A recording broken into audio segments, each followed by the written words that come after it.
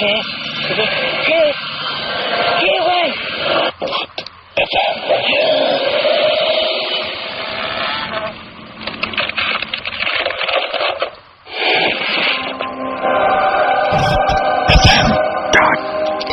সময় ঠিক 11:59। আর সপ্তাহ ঘরে আবারও ফিরে এলাম আমি রাসেল, এবং আপনাদের সাথে ফিরে এলাম ভূত এফএম নিয়ে। আর ভূত এফএম এর আজকের দিনটি একদমই অন্যরকম। আজকে দুপুরের পর থেকে প্রচন্ড গরম, এবং গরমটা খুব মাত্রাতিরিক্ত।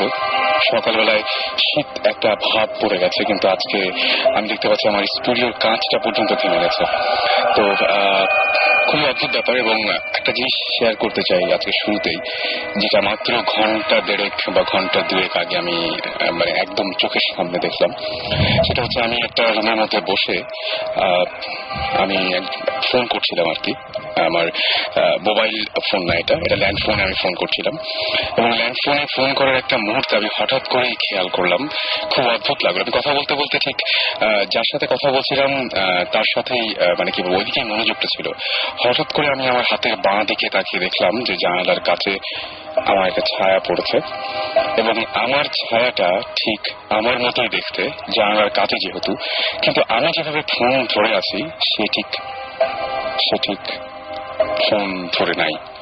সে যেটা করছিল জাস্ট কবজির উপরে থুতনিটা রেখে মনে হচ্ছে যে ঘুমিয়ে পড়বে, এরকম একটা অবস্থা। আমি একদম একভাবে তাকালাম, এবং আমার সাথে আই কন্ট্যাক্ট হলো। আমি কিন্তু মানে একদম ঠিক দেখলাম, এবং তারপরে যেটা হলো যে আমি আবার সঙ্গে সঙ্গে চোখটা ফিরিয়ে নিলাম, বেশিক্ষণ তাকিয়ে থাকতে পারিনি। একটু পরে দেখলাম যে হ্যাঁ, সেও তার যে শরীরের যে মানে অঙ্গভঙ্গি আর কি, সেটা চেঞ্জ করলো, মাথা চুলকাতে শুরু করলো। আমি যা দেখেছি সম্পূর্ণ ভুল দেখতে পারি, হতেই পারে। আমি যা দেখেছি সম্পূর্ণ ঠিক দেখতে পারি, হতেই পারে। আপনি যখন ব্যস্ত থাকেন কোনো কিছু নিয়ে, তখন নিশ্চয়ই আপনি এরকম খোঁজেন না আপনার প্রতিচ্ছবি বা আপনার ছায়াটা কিরকম পড়েছে, বা আপনার ব্যাকগ্রাউন্ডে আয়নার পেছনে কি আছে। বাথরুমে কোনোদিন গেছেন, মানে গিয়ে দেখেছেন রাতের বেলায়, গভীর রাতে, শুধু নিজেকে দেখা ছাড়া অন্য কিছু, যে আপনার ব্যাকগ্রাউন্ড, আপনার পেছনের যে প্রেক্ষাপট, আপনার সেই বাথরুমের পেছনের দৃশ্যগুলো কেমন, সেখানে আসলেও আর কিছু ছায়া পড়ছে কিনা। হয়তো দেখেছেন, হয়তো দেখেননি, হয়তো দেখে থাকলে ভুল দেখেছেন, হয়তো দেখে থাকলে ঠিক দেখেছেন, কে বলতে পারে। যাই হোক, কেউ বলতে পারুক আর না পারুক, আমাদের সঙ্গে রয়েছেন রেগুলার আমাদের মতোই একজন লিসনার, এবং আমাদের ভৌতিক টিম এখনো এসে পৌঁছনি। তারা নিশ্চয়ই কিছুক্ষণের মধ্যে পৌঁছে যাবেন, এবং আপনারা যেটা করতে হবে, আপনাদের অনুভূতিগুলো শেয়ার করতে হবে আমাদের সাথে। আর সেই জন্য যেটা করতে হবে, শাউট লিখে, স্পেস দিয়ে আপনার নাম লিখে, স্পেস দিয়ে আপনার মেসেজটা লিখে পাঠিয়ে দিতে হবে 9840 নাম্বারে। একটা সুখবর আছে, সেটাও দিতে চাই, যে আপনাদের গল্পগুলো পাঠাতে সমস্যা হয়। সো আমাদের একটা ইমেল অ্যাড্রেস আছে, সেটা হচ্ছে bhutfm@radiofurti.fm। আমি বানানটা বলে দিই, BHOOT ভূত, আবার একসাথেই FM @radio RADIO রেডিও ফুর্তি FOORTI ফুর্তি.fm। এখানে আপনার ইচ্ছা করলে যে কোনো আপনার অ্যাকাউন্ট থেকে ইমেল করতে পারেন, এবং সেই ইমেলে আপনাদের ঘটনাগুলোর ডিটেইল আমরা জানতে পারি, যাতে করে আপনার সাথে কন্ট্যাক্ট করতে পারি। সো আমাদের এখন তো মানে এই সমস্ত হলোই, আমাদের যিনি অতিথি আজকে আছেন, এবং তার কাছ থেকে আমরা মূলত গল্পগুলো শুনবো। তার সাথে অদ্ভুত কিছু ঘটনা হয়েছে, এবং তিনিও আপনাদের অনেকের মতোই ভীষণ আগ্রহী ছিলেন, চেয়েছিলেন আমাদেরকে আপনাদের মতো এই গল্প বা ঘটনাগুলো জানাতে। কিন্তু ঘটনা জানানোর ক্ষেত্রেই হলো বাধা, মানে কোনো একটা শক্তি বা কোনো একটা কিছু যেন চায় না আমরা ঘটনাগুলো জেনে যাই। সেই ব্যাপারটা দিয়ে শুরু করছি আজকের ভূত এফএম। আমি শুরুতে আপনার পরিচয়টা একটু জানবো। আমি নূর আহমেদ। আমি লাস্ট নেমটা উচ্চারণ করছি না, এই কারণে যে অনেকেই আমার লাস্ট নেমে আমাকে চিনতে পারেন, এই কারণে আমি উচ্চারণ করছি না। একদমই দরকার নেই। তবে ওল্ড টাউন নামে আপনি আমাকে করতে পারেন, রিকগনাইজ করতে পারেন। ওল্ড টাউন, তাহলে আমরা সবাই আপনাকে ওল্ড টাউন হিসেবেই এখন কথা বলি, আমরা ওল্ড টাউন হিসেবে। ওল্ড টাউন, আপনার তো গল্প ছিল কিছু, এবং সেই গল্পগুলো আপনি আমাদের সাথে শেয়ার করতে চেয়েছিলেন। তারপরে একটা পর্যায়ে আপনি আমাকে SMS করে জানালেন যে আপনি শেয়ার করতে চান না, কারণ কিছু প্রবলেম হচ্ছিল আপনার সাথে। সো পুরো আমরা সেই ব্যাপারটাই জানতে চাচ্ছি যে কি হয়েছিল, ঘটনাটা না, মানে জাস্ট যেহেতু আপনি ঘটনাটা আসলে শেয়ার করতে চাচ্ছেন না, তো সেই ঘটনাটা শেয়ার করার ক্ষেত্রে কি কি বাধা এসেছিল? প্রথমত আমি যে যখন আপনাদের এই ভূত এফএম নিয়ে কাজ করার কাজ দেখি, কাজ শুনি, আসলে শুনি, তখনই আমার আগ্রহ জাগে এবং ছোটবেলা থেকেই আমি প্রচুর কৌতূহলী। যে কোনো বিষয়, বিশেষ করে নর্মাল যদি কোনো কিছু হয় তার প্রতি আমার প্রচুর কৌতূহল থাকে। তো আমার ইচ্ছা ছিল যে আপনাদের সাথে যোগাযোগ করে আমার জীবনে ঘটে যাওয়া কিছু ঘটনা শেয়ার, সেগুলো আপনি আমাদের সাথে বলবেন। তো আমি প্রচুর SMS পাঠিয়েছি, অনেকভাবে, অনেক নাম্বার থেকে, অনেক অ্যাকাউন্ট থেকে, কিন্তু কোনোভাবেই সেটা রিচ করেনি, মানে আমাদের কাছে রিচ করেনি।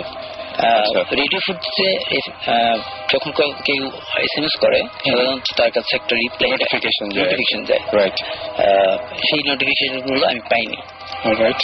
কিছু কিছু ক্ষেত্রে ঘটেছে যে আমি সকালবেলাতে পেয়েছি যে আমার SMS টি যায়নি। আচ্ছা, এটা হতে পারে, খুবই স্বাভাবিক। তো আমি ডিসিশন নিলাম যে আমি কিছু লিখবো। আচ্ছা, লিখে তারপরে সেটা আপনাদের মানে কাগজ কলমে লিখবো।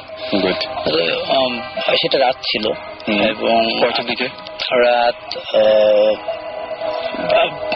অলমোস্ট 2টা বা 2:30 এরকম সময়টা। তো মজার ব্যাপার হচ্ছে যে একটা অ্যাপার্টমেন্টে আমি থাকছি, সেখানে পুরো ঘর খুঁজে আমি কোনো কাগজ কলম পাচ্ছি না।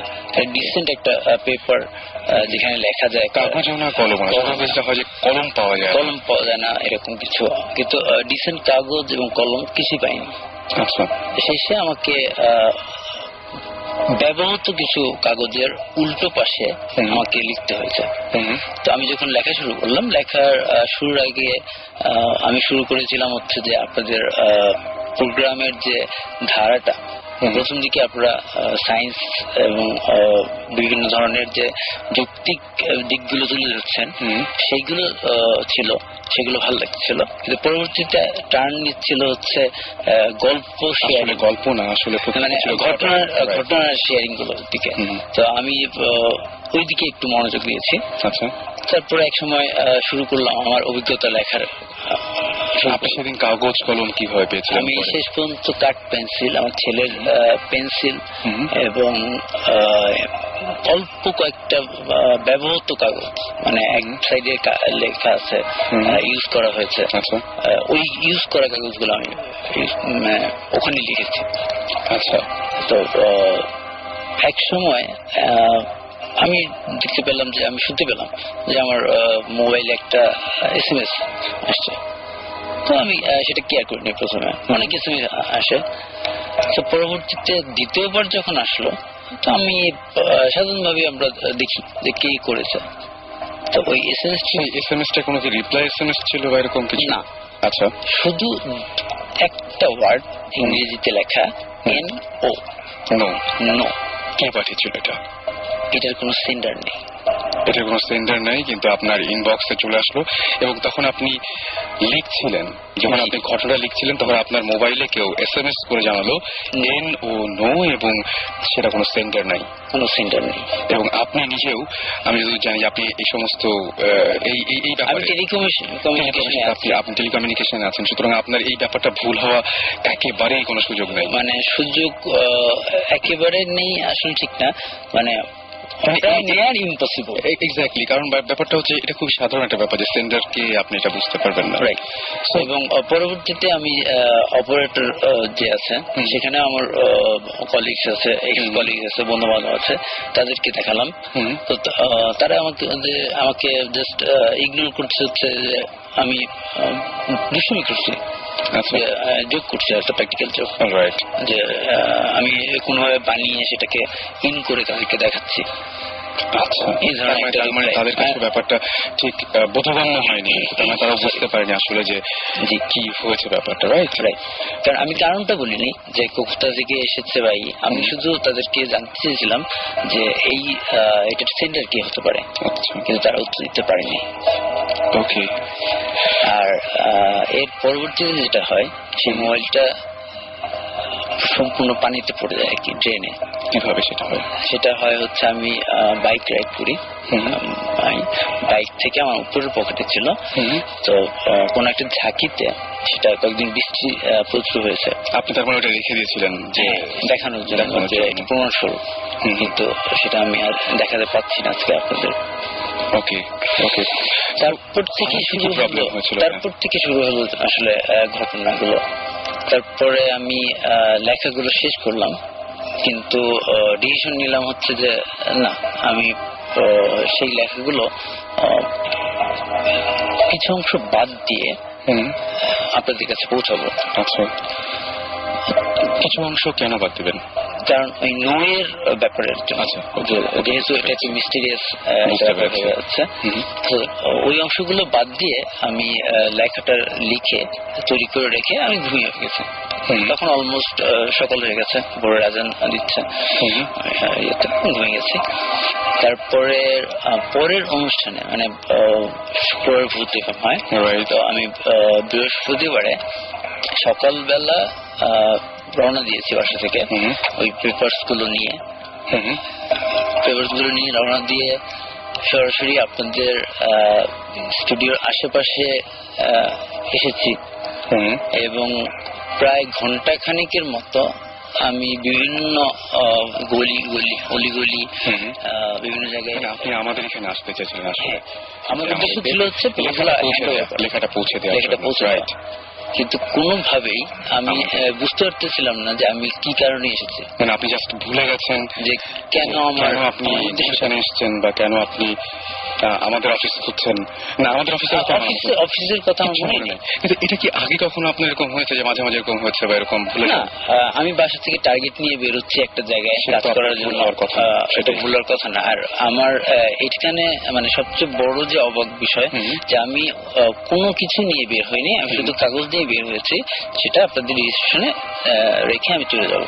ওকে, এটা ছিল আমার। বুঝতে পেরেছি। কিন্তু আমি কোনো দিশা পাইনি, তাই আমি ফিরে গেলাম। বুঝতে পারছি। ফিরে যাওয়ার পরে তখন আমার মনে হলো যে আমি তো আসলে কাগজগুলো পৌঁছে দেওয়ার জন্য গিয়েছিলাম। মানে তখন আমি রিয়েলাইজ করতে শুরু করলাম যে আসলে এটা কি হচ্ছে। রাইট। মানে আপনি যখন আমাদের অফিসের এই জায়গাটা আসলেন বা গুলশানের আশেপাশে ঘুরে গেছেন, আপনার একবারও মনে পড়েনি যে কেন আপনি এসেছেন বা কি কারণ, এর পেছনে কোনো কিছু আপনি খুঁজে পাননি? পাইনি। ওকে, মানে এটা খুবই খুবই অদ্ভুত টাইপের একটা ব্যাপার। এবং এখনো পর্যন্ত আপনার ওই SMS এর ব্যাপারটা খুব রহস্যজনক, যে কে SMS পাঠিয়েছিল আপনাকে, এবং তারপরে আপনি যে আমাদের অফিস খুঁজে পেলেন না, এই পুরো ব্যাপারটাই খুবই রহস্যজনক। এবং রহস্যের শুরুই হচ্ছে SMS দিয়ে। ওকে, তো তারপরে যেটা আমরা করলাম যে ঠিক আছে, ফরগেট অল থিংস, কোনো কিছু শেয়ার করবো না। তখনই আপনাদের সাথে আমার হলো, SMS সেন্ড করলাম, সাথে সাথে রিপ্লাই পেলাম যে এটা অ্যাকনোলেজ। এবং যখন আপনি ডিসিশন নিলেন যে আমাদেরকে আসল ঘটনাটা বলবো না, তখন আপনি দেখলেন যে আপনার SMS-টা গেল এবং আপনার সাথে কমিউনিকেশন আমার হলো। এবং আপনি এখনো নিশ্চয়ই আপনি ডিটারমাইন্ড হয়েছি যে আমি ওই অংশটুকু, যে অংশটুকু আসলে মূল অংশটুকু, ওই অংশটুকু আমি বাদ দেবেন। তবে একটু আমি এর মাঝখানে একটু বলি যে আমাদের মাঝখানে আবারও মানে ফিরে এসছেন আমাদের সুমন ভাই। সবাই অনেক SMS করে বলেছিলেন যে সুমন ভাই কবে আসবেন, সুমন ভাই কবে আসবেন, এবং ফাইনালি সুমন ভাই আমাদের সাথে এখন। সো সুমন ভাই, সবাই একটু হ্যালো বললে খুব মনে হয় অনেকেই অনেক দিন ধরে ওয়েট করছিল এটার জন্য। সুমন, হ্যাঁ, আমি কয়েকদিন ছিলাম না, ডেফিনেটলি। লাস্ট কয়টা এপিসোড শাকিব? 10-12টা হবে। না, এতগুলো না, 4টা। 1 মাস ছিলাম না, দেশের বাইরে ছিলাম। শাকিবরা নিশ্চয়ই অলরেডি বলেছে যে কেন বাইরে। এনিওয়েজ ফিরে এসেছি, এবং কিছু ইন্টারেস্টিং এক্সপিরিয়েন্স হয়েছে, যেটা নিয়ে আমরা একটু পরে আবার আলাপ করবো। জাস্ট টু সে হাই, সবাই হোপফুলি ভালো আছে। এবং আমি যা শুনতে পেলাম যে ভূত FM এখন বেশ হিট একটা শো, শুনে খুবই ভালো লেগেছে যে সবাই শুনছে, খুব ভালো। এনিওয়েজ আচ্ছা, ভয় পাচ্ছে। হ্যাঁ, ভয় দেখানোটা তো আমাদের মেইন কাজ অ্যাকচুয়ালি। এনিওয়েজ, আমরা আবার এই যে আমরা ঘটনাটা শুনছিলাম, এটা খুবই মানে অদ্ভুত টাইপের একটা ব্যাপার না? আমি একটু বলি যে ব্যাপারটা কি হয়েছিল, একটু ছোট্ট করে বলি। সেটা হচ্ছে যে উনি আমাদের ভূত এফএম শোনার পরে ওনার একটা ঘটনা ছিল, যে ঘটনাটা আমাদের সাথে শেয়ার করতে চেয়েছিলেন, এবং উনি যখন আমাদেরকে SMS করেন তখন SMS আসে না। উনি আমাদেরকে নানাভাবে কমিউনিকেট করার চেষ্টা করেন, ব্যর্থ হন। তারপরে উনি চিন্তা করলেন যে কাগজ কলমে লিখবেন। যখন ঘটনার ওই জায়গাটায় পৌঁছেছেন তখন তার মোবাইলটা বেজে উঠলো এবং তিনি মোবাইলটা অন করে দেখলেন সেখানে একটা SMS এসছে, জাস্ট একটা ছোট্ট ওয়ার্ড, নো। তারপরে এবং তারপরে যে ঘটনাগুলো, সেই ঘটনাগুলো খুব অদ্ভুত। যখন তিনি ডিসিশন নিলেন আবার যে না আমি কিছু শেয়ার করবো না, তখন আমাদের সাথে তার কমিউনিকেশনটা হলো এবং সে দেখলো যে SMS এসছে, যে হ্যাঁ আমরা তার SMS পেতে শুরু করলাম। এবং ফাইনালি ও লাস্টে আজকের দিনে যে ঘটনাটা ঘটছে সেটাও বলবে। একটু মানে খুবই আমার কাছে অদ্ভুত টাইপের লাগছে। আজকে কি হয়েছে একটু বলবেন? আজকে আসলে আজকে যেটা হয়েছে, মানে আমি প্রচন্ড অবাক হয়েছি ব্যাপারটা, যে আমি আজকে 1.5 বছর যাবত একটা বাইক চালাই, যেখানে আমি কখনো কিক দিয়ে স্টার্ট করিনি, কখনো না, মানে একেবারে কেনার থেকে আজ পর্যন্ত। আচ্ছা। এবং আজকেও চালিয়েছি, সেলফ স্টার্ট হয়েছে, অনেকবার অনেক জায়গায় গিয়েছি। আমি যখন রওনা দিচ্ছি এখানে এর উদ্দেশ্যে, তখন জাস্ট প্রেস যখন করলাম কাজ করছে না। ওকে, মানে সেলফ কাজ করছে না, মিন্স মানে স্টার্ট হচ্ছে না। ওকে। আর এরপরে আমি আরেকটু বলি, আমি কিক দিয়ে স্টার্ট করে আমি চলে এসলাম আপনাদের এখানে, এবং নিচে আসার পরপরই আমি যখন নামলাম এবং অফিসে নিচতলাতে গ্রাউন্ড ফ্লোরে সিকিউরিটির সাথে কথা বলছি যে কিভাবে যেতে হবে, তখনই আপনাদের এই এরিয়ার কারেন্ট চলে গেল, বিদ্যুৎ চলে গেল, লিফট বন্ধ হয়ে গেল। ওকে, মানে আমাকে 9 তলায় হেঁটে উঠতে হয়েছে। অলরাইট। মানে আসলে যদি এগুলোকে আমরা একসাথে ফেলি তাহলে কিন্তু ভয়ঙ্কর রূপ দেখায়। হ্যাঁ, মানে আপনার সাথেই বারবার করে এটা হচ্ছে। আপনাকে কেউ হয়তো এরকম হতে পারে যে চাচ্ছে না যে উনি এই গল্পগুলো বা এই ঘটনাগুলো আমার সাথে শেয়ার করুন। ওয়েল, আমার যেটা মনে হয়, এ ধরনের ঘটনা যেহেতু ঘটছে, সেহেতু এই ব্যাপারটা আজকে আপনি রেডিতে বলছেন ফাইন, বাট আর কাউকে না বলাই ভালো। জিনিসটা আমার মনে হয় চেপে যাওয়াই ভালো, সিরিয়াসলি। আমরা এই টাইপের অনেক কিছু আমরা এক্সপিরিয়েন্স করি লাইফে, মাঝে মধ্যে মনে হয় যে এই জিনিসটা করা উচিত না, তারপরে আমরা করি। এই ধরনের এক্সপিরিয়েন্স আমাদের এই ভূত স্ট্রিমের মধ্যেই হয়েছে, এবং আমরা ওটার জন্য পরে আমাদের সাফারও করতে হয়েছে, এরকম জিনিসও হয়েছে। সো যেটা বলবো যে হ্যাঁ, আপনি তো মেইন ঘটনাটা বললেন না, ফাইন বলার দরকারও নাই, আমরাও চাই না আপনার বলুন, সব কিছু সবার জানার দরকার নাই। এবং আমার মনে হয় জিনিসটা আর কাউকে না বলাই ভালো, জিনিসটা অ্যাভয়েড করেন, জিনিসটা এখানে শেষ করে দেন আর কি। বিকজ মাঝে মধ্যে লাইফে তো কত কিছু আমরা এক্সপ্লেন করতে পারি না উল্টো পাল্টা, সো কি দরকার আরেকটা আনএক্সপ্লেন জিনিস লাইফে আনা। আমার সেটাই মনে হয় যে সেটাই আমাদের সাথে জিবরান ভাই এসেছেন এবং সাকিব ভাই পৌঁছে গেছেন, সবাই আজকে এখন আমাদের সাথেই রয়েছেন। শুনবো এখন তাহলে আমরা কি করা যেতে পারে, কি করবো? ওয়েল, প্রথমেই যেটা মানে good to be here again, মানে আবার ফুল ভূত স্টিমের সাথে আবার ভূত এফএমে এসে অনেক ভালো লাগছে। একটা মাস অ্যাকচুয়ালি আমি গিয়েছিলাম ভূত স্টের কাজই, বাট আমার দুটো কাজ ছিল, কাজ দুটোর মাঝখানে অনেক বড় একটা গ্যাপ ছিল, যে কারণে আমি আসতে পারছিলাম না। সো আমার এখন তারপরে যদি আমি 1 সপ্তাহের মধ্যে একটা কাজ সেরে আবার ঢাকায় এসে আবার 2 সপ্তাহ পরে যাই, ওটা আমার জন্য খুব একটা ভালো সলিউশন না আর কি। সো যে কারণে মাঝখানে আমি 2 সপ্তাহ ছিলাম, কোনো কাজ ছিল না, বাট দেন এগেন লাস্টে আবার একটা কাজ ছিল, সিরিয়াস দরকারি একটা জিনিস ছিল, ওটাও সেরে এসেছি। সো মোটামুটি এখন এতটুকু বলতে পারি আমরা যে আমাদের একটা ইনভেস্টিগেশনের একটা বড় একটা পার্ট আমরা মোটামুটি সলভ করতে পেরেছি, এবং যাবতীয় এক্সপিরিয়েন্সও এখানে হয়েছে, খুবই ইন্টারেস্টিং। এগুলো নিয়ে ডেফিনেটলি আছে, আমরা আলাপ করবো একটু পরে। ওকে, সাকিব ভাই। আমি তো বারবার করে বলছি সুমন ভাই আসলে আমি আর কোনো কথা বলবো না, আমি একদম আমি আজকে জাস্ট নীরব দর্শক আর কি। অ্যাজ আই সেড, মানে হয়তো সুমন ভাই 4-5টা শো মিস করেছেন, বাট আমার কাছে মনে হচ্ছে 12-14টা শো। অনেক কথা বলতে হয়েছে। আপনার পরিচয়টা আমি আসলে আমি বলেই পরিচিত।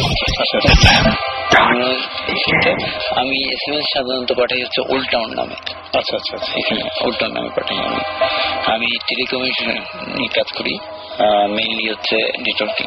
ও আচ্ছা আচ্ছা, নাইস নাইস। তো ওইটাই উনি বলছিলেন যে এটা আমার ভুল হতে পারে না যে আমি একটা SMS কে পাঠালো এটা সে বুঝবেন। আমাকে যখন বারবার করে এটাই বলছিল যে যখন তার সাথে আমার ফোনে কথা হচ্ছিল তখন তিনি বারবার করে বলছিলেন যে এটা তো আমার না বোঝার কোনো কারণ নেই। আমার খালি সুমন ভাই যেটা বললেন যে এই জিনিসটা না বলাই বেটার বা শেয়ার না করাটাই বেটার। সুমন ভাই রাইট। আমরা কয়েকদিন আগে আমাদের বেশ একটা সবার উপর দিয়ে ঝড় গেছে একটা, বিকজ একটা জিনিস আমরা বুঝছিলাম যে এটা করা ঠিক হবে না, মানে ভতিষ্ঠ কাজ। তারপরে করেছি, করে একটু আমাদের বেশ ঝগড়া গিয়েছে। কিন্তু সুমন ভাই আমার তো মনে হয় যে শেয়ার করাই ভালো। মানে আমি বলি কেন বিকজ ভূত জিন যেটাই বলি, ওদের যখন আমাদের সাথে একটা রিলেশনশিপ হয়ে যায়, ওই রিলেশনশিপে ওরা যদি ডমিনেন্স নিয়ে নেয় তখন কিন্তু একটা প্রবলেম হয়। অ্যান্ড আই ফিল ওই ডমিনেন্স কমানোর জন্যই তখন একটু প্যারা খায়ও যদি কিছু একটা করা যায় ওটা কিন্তু বেটার। আপনি কিছু একটা বলেন তো। আমি বুঝতে পারছি তুমি যে পয়েন্ট থেকে বলছো, বাট ব্যাপারটা হচ্ছে যে এখন এই যে প্যারা খাওয়া এই ওয়ার্ডটাই ইউজ করি, এখন প্যারা খাওয়াটা কে কিভাবে নিতে হবে সেটা হচ্ছে কথা। আমরা কিন্তু জানি না কে সেটা হ্যান্ডেল করবে। ছোটবেলায় আমি যখন অনেক ছোট স্কুলে ছিলাম তখন একবার আমাদের দেশে বাড়ি গিয়েছিলাম, ওখানে একটা শ্মশান ঘাট ছিল ওটা ইয়ের পাশে। তো আমার ফ্রেন্ডরা গিয়েছিল আমার সাথে। আচ্ছা, ওরা বললো যে বাজি লেগে আমি যেতে পারবো কিনা ওখানে থাকতে। আচ্ছা, আমি রাতে গিয়েছিলাম, আমি অনেক ভয় পেয়েছিলাম, বাট আমি গিয়েছিলাম। বাট মানে এখন যদি বলতো ডেফিনেটলি বলবো যে আমি যাবো, বা এখন যদি আমাকে এই ভূত বলি বা জিন বলি অথবা সুপার ন্যাচারাল কোনো এন্টিটি কেউ যদি আমাকে কিছু করতে মানা করে, আমি অবশ্যই ওটা করবো। আচ্ছা, আমি করবো কজ আমার নিজের উপর অতখানি কনফিডেন্স আছে যে আমি এটা হ্যান্ডেল করতে পারবো। কজ অনেক বাজে জিনিস আমরা লাস্ট 1.5 বছরে হ্যান্ডেল করেছি। ওকে, কিন্তু সবাই তো অ্যাকচুয়ালি যাদের এটা প্রথম এক্সপিরিয়েন্স তারা তো অ্যাকচুয়ালি জানে না এটা হ্যান্ডেল করা তার পক্ষে পসিবল কিনা। অনেকে তো অনেক ছোটখাটো ব্যাপারেও হয়, মানে ভয় পায়। মানে আমি আমার নিজের পার্সোনাল একটা কথা বলি, টাওয়ার অফ সাইলেন্স একটা গল্প, এই গল্পটা বলা হয় নাই। এটা অনেক আগে একটা গল্প শুনেছিলাম। গল্পটা ছিল এরকম, এটা একটা গল্প, মানে এটা সত্যি ঘটনা, বাট আমার শোনা আরেকজনের কাছ থেকে। এটা আমি খুব ওয়েক ভাবে ঘটনাগুলো জানি, আমি জানি না, যতখানি মনে আছে বলছি। ইউরোপের কোন একটা কান্ট্রিতে কোন একটা জার্নালিস্ট, সে একটা গ্রামের একটা রিচুয়াল আছে, রিচুয়ালটা নিয়ে একটা মানুষ মারা গেলে তারা ডেড বডি কিভাবে ইয়ে করে আর কি। হ্যাঁ, এটা নিয়ে একটা স্টোরি লিখতে যাবে আর কি। তো ঘটনাটা হচ্ছে যে একটা গ্রামে একটা টাওয়ার আছে, লম্বা একটা উঁচু টাওয়ার টাইপের, মানে ইট দিয়ে বানানো একটা লম্বা একটা কিছু। ওটার ভিতর, ওটার নাম হচ্ছে টাওয়ার অফ সাইলেন্স। আচ্ছা, এই টাওয়ার অফ সাইলেন্স এর ভেতর কেউ যদি মারা যায় তখন ওর ডেড বডিটা ভিতরে একটা বেদি টাইপের আছে, ওখানে ডেড বডিটা রেখে তারপর চলে আসে। আচ্ছা, ডেড বডিটা ওইখানেই থাকে, ওরা অ্যাকচুয়ালি কবর দেয় না, তাহলে এইভাবেই রাখে। তো টাওয়ার অফ সাইলেন্স এর ভিতরে ডেফিনেটলি মানে মরা মানুষ ওখানেই পচে পড়ে হাত দিয়ে, মানে এক সময় আমি এটা জানতাম যে পেরুতেও এরকম কিছু যে পিরামিডের উপরে রেখে দিত, পরে কঙ্কাল হয়ে যায়, এরকম একটা ব্যাপার ছিল। তো সে এই টাওয়ার অফ সাইলেন্স নিয়ে একটু লেখালেখি করবে, একটা জার্নালিস্ট, সে একটা লেখা লিখবে, এই কারণে সে ওখানে গিয়েছে। যাওয়ার পর সে ওখানে থাকলো, 1 দিন 2 দিন থাকলো। আচ্ছা, তো মানুষজনের কাছ থেকে যাবতীয় কোশ্চেন করছে যে কিভাবে কি করো তোমরা, না করো, এগুলো জিজ্ঞেস করে কষ্ট। এখানে আবার একটা ব্যাপার আছে, টাওয়ার অফ সাইলেন্সে কেউ যদি মারা যায়, সে গ্রামের কোনো একজন মারা গেল, তার ডেড বডিটা ভিতরে নিয়ে যেতে পারবে হচ্ছে একমাত্র ওর খুব ক্লোজ যে মানুষটা, মানে আচ্ছা যে মারা গেছে তার খুব ক্লোজ আত্মীয় বা ফ্রেন্ড, মানে যে সবচেয়ে ক্লোজেস্ট, তার ভেতরে যেতে হবে ডেড বডিটা নিয়ে। কিন্তু সে একাতে পারবে না, সাথে ওরা বোধহয় 2জন কুলি, মানে 2জন লোক যারা ক্যারি করার জন্য দেয়। ওদের কাজ হচ্ছে গিয়ে বডিটা ভিতরে নিয়ে যাওয়া। আচ্ছা, and they get paid for it, something like that. So এইসব ইনফরমেশন সে নিচ্ছিল, এবং ওই সময় একজন মারা গেল। মারা যাওয়ার সাথে সাথে আমি বলছিলাম ওইখানে এইসব ইনফরমেশন নিতেও সে এক খুব বয়স্ক এক ভদ্রমহিলার কাছ থেকে, ওই বুড়ি একজন মহিলা, সে একা থাকতো। তার সাথে জার্নালিস্টরা খুব খাতির হয়ে গেল।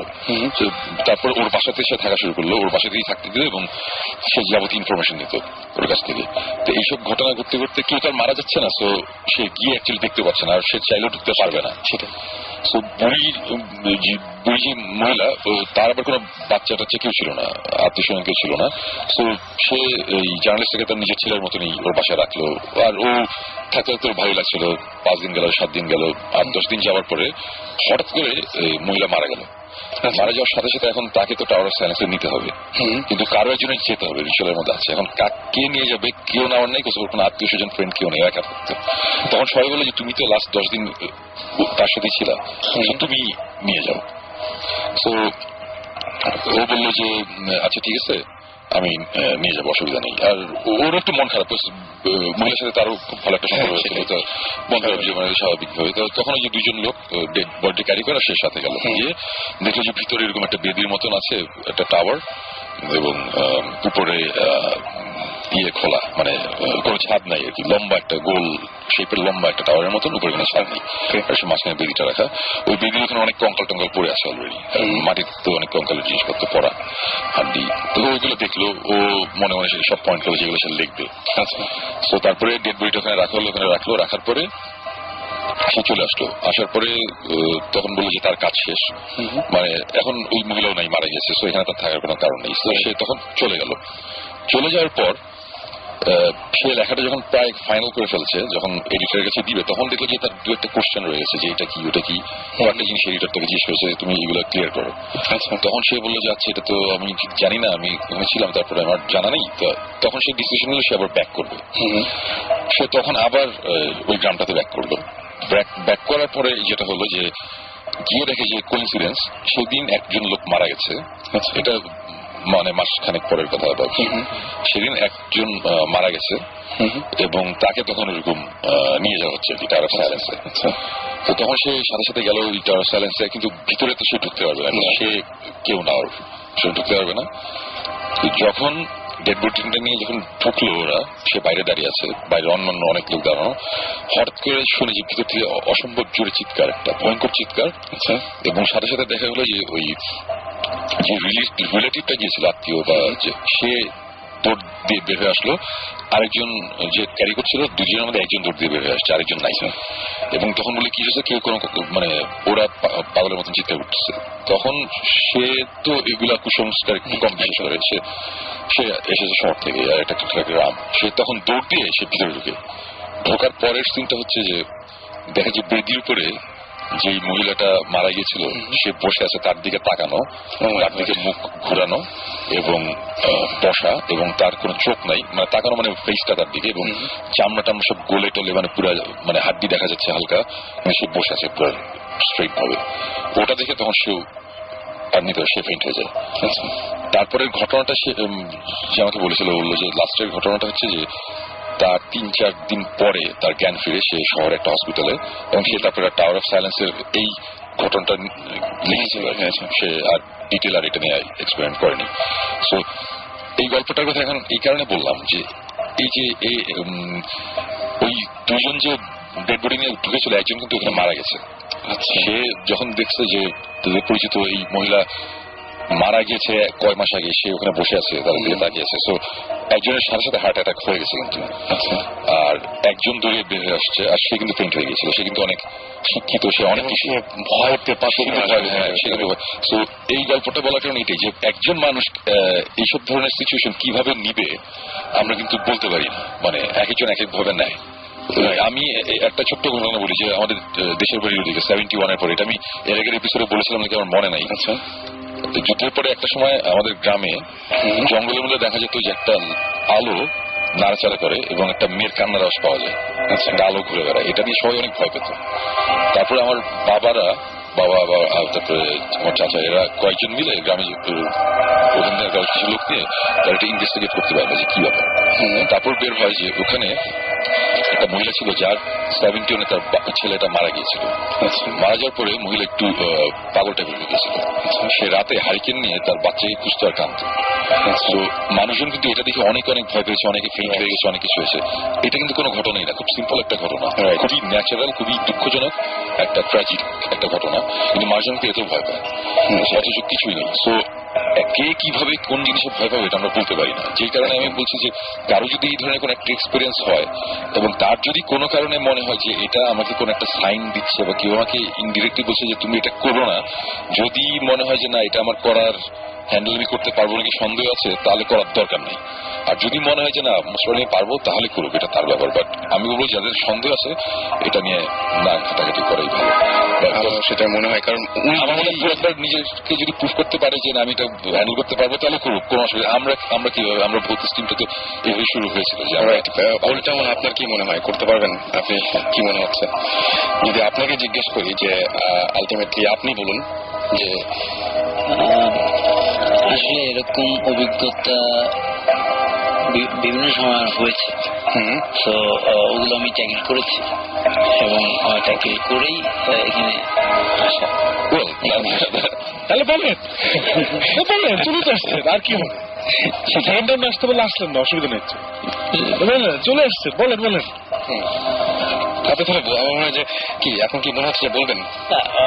ওই ঘটনা ছাড়া আমি বিভিন্ন অন্যান্য যে ধরনের ঘটনাগুলো আছে সেগুলো বলতে পারি। আচ্ছা, প্রথমে শুরু করি হচ্ছে আমার ছোটবেলা নিয়ে। আচ্ছা, আমার ছোটবেলা খুব রেস্ট্রিক্টেড কেটেছে। তো আমার যে বাড়িটা ছিল বাড়িটা ছিল পুরনো একটা বাড়ি, যেটা আমার আব্বা কিনে নেন। সেটা জমিদার বাড়ি ছিল। আচ্ছা, তো একটা রুম আমি পাই থাকার জন্য।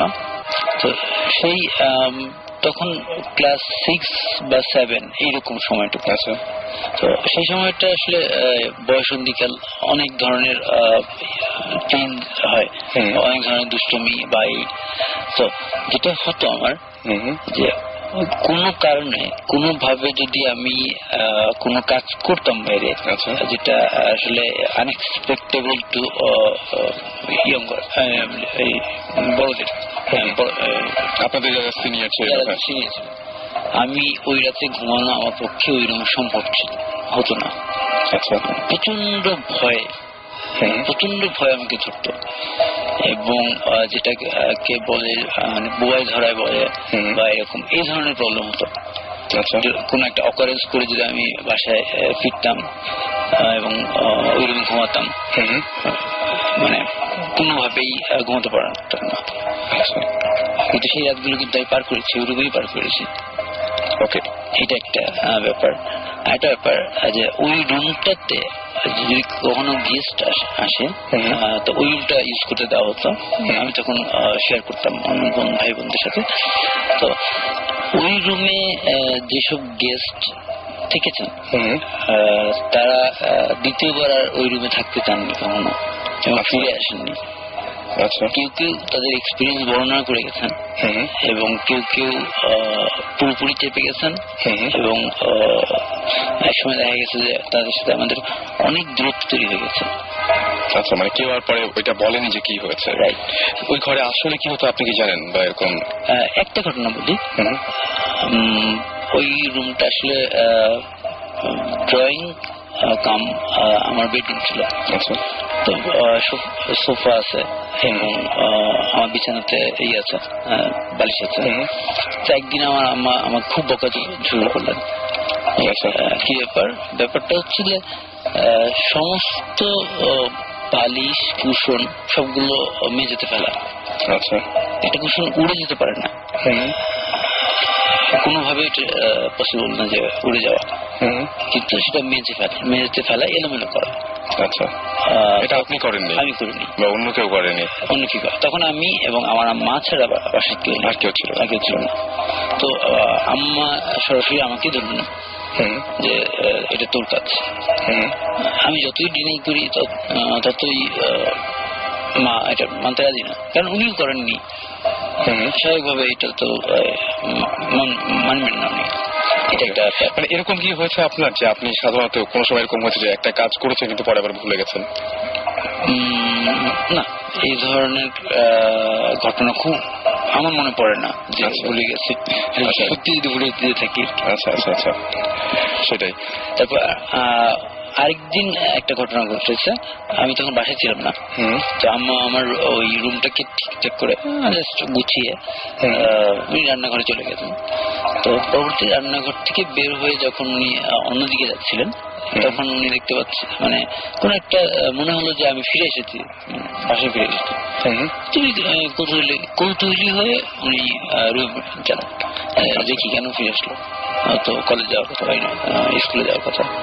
তো যে দেখেন যে দেয়ালে যতগুলো পোস্টার আছে, মানে ক্যালেন্ডার, সেটা অনেক আগের কথা, তখন ক্যালেন্ডার ছবি ছিল, ছবি থাকতো, মানে জন্তু জানোয়ারের ছবি আঁকা যেসব ক্যালেন্ডার বা ই ছিল সেগুলো উল্টানো।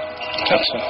এবং কুশন বা বালিশ না, কুশনে স্পেশালি আঁকা ছিল, কার্টুন বা বিভিন্ন হাতে শুয়ে কাজ করা, শুয়ে কাজ করা। তো সেগুলো পুরোটা উল্টানো, সব ছবিগুলো উল্টে গেছে, মানে উল্টানো, মানে হচ্ছে একদিকে সাদা একদিকে বিছানার কাভারটা উল্টানো, তারপরে ছবিগুলো উল্টানো, এরকম টাইপের কিছু একটা, এরকম।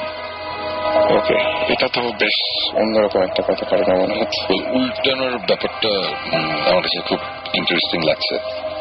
বিকজ এই উল্টো ছবি, উল্টো জিনিসপত্রের সাথে আমরা এখন পর্যন্ত রিসার্চ করে যা বের করতে পেরেছি, মানে সাক্ষাৎ শয়তান যেটা বলে, মানে ডেভিল ওয়ার্শিপ করা বা ডেভিল এই টাইপের কিছুর যদি আমরা কিছু দেখি, সেখানে উল্টো ব্যাপারটা থাকে আর কি।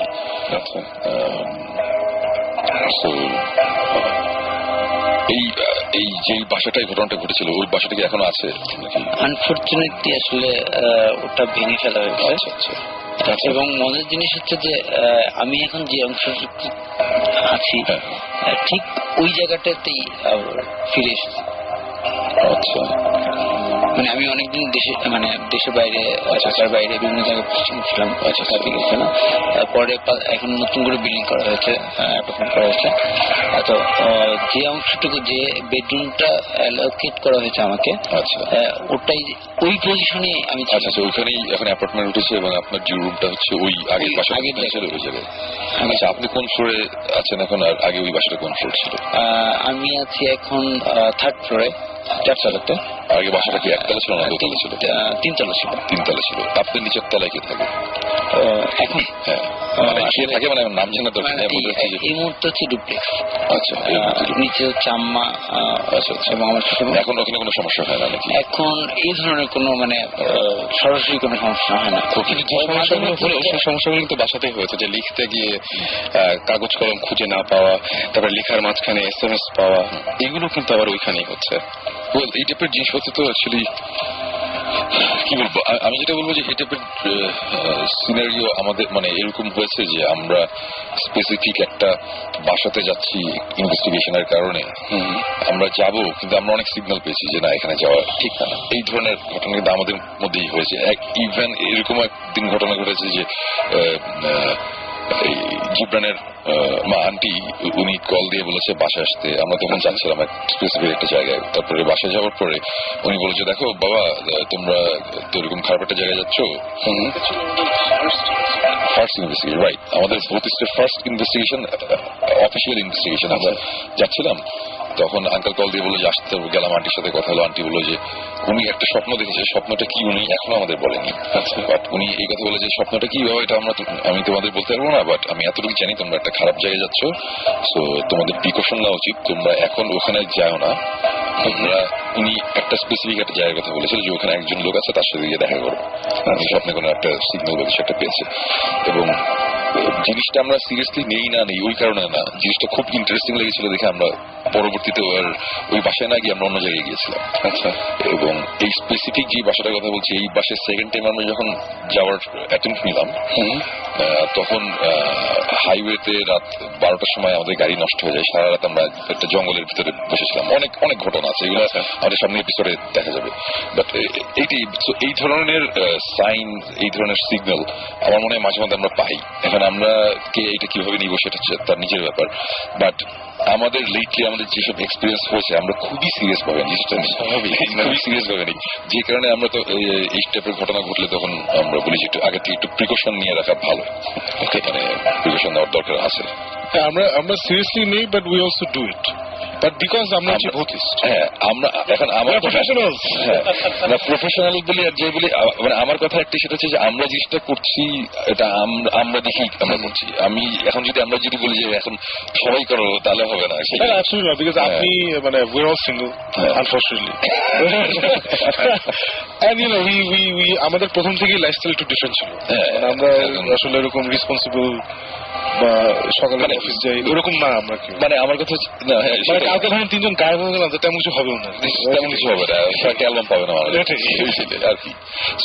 না মানে আমি যেটা বলতে চাচ্ছিলাম যে সবারটা অ্যাকচুয়ালি এগুলো করা পসিবল না, সবার রাতে পর রাত টাইম, সবার টাইমও নেই, এটা পসিবল না। সো এখন এই টাইপের জিনিসপত্র হলে আমার মনে হয় যে যদি নিজের উপর কনফিডেন্স থাকে তাহলে আগানো উচিত, আর না হলে আমার মনে হয় জিনিসটা খুব ভালো হয় যদি আমাদের কাছে ট্রান্সফার হয়। মানে আমরা রেডি, আমরা যে কোনো জায়গায় যেতে রাজি আছি, আমাদের কোনো সমস্যা নাই। আমরা এরকম একটা কুয়ার নিচেও আমরা নেমেছি যেখানে মানুষজন নামলে নাকি আর উঠে না, মারা যায় ভিতরে। আচ্ছা, আমাদের অক্সিজেন সিলিন্ডার মাস্টার্স নিয়ে আমাদের নামতে হয়েছে, কিন্তু আমরা নেমেছি দেখার জন্য যে কমিউনিটি অ্যাকচুয়ালি কি। আমি নামছিলাম, ওই ব্যাপারটা হচ্ছে ওইটাই যে আমরা করছি ফাইন, মানে আমরা নিজেদের ঢোল নিজে পিটানোর জন্য এগুলো বলছি না, বলছি যে অ্যাকচুয়ালি একটু হলেও এক্সপিরিয়েন্স থাকা উচিত এইসব জিনিস হ্যান্ডেল করতে। ওনাকে আমি এই কারণে জিজ্ঞেস করলাম যে উল্টা ছবি টবি, উল্টা ছবি কিন্তু এই টেবিলের সাইন এগুলো। সো এখন কিছু হয় নাকি? এখন যদি এই ছোটখাটো ওই যে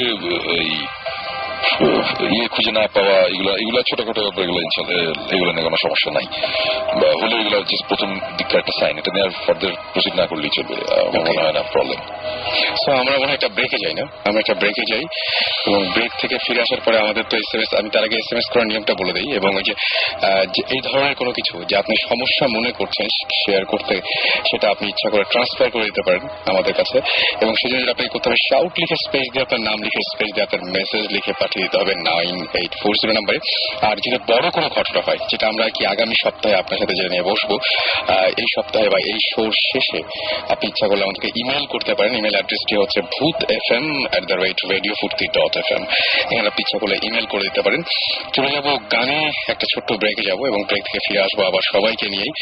আর প্রথম যে গানটা সেটা হচ্ছে ব্যাবাক বিবাগী বাই অর্ণব। চলুন শুনে আসি গানটি।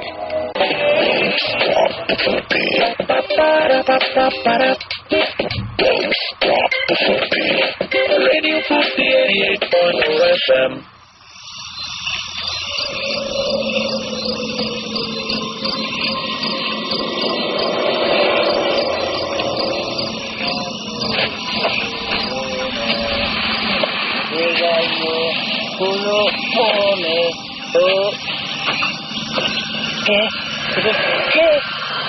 ¿Qué, güey? FM.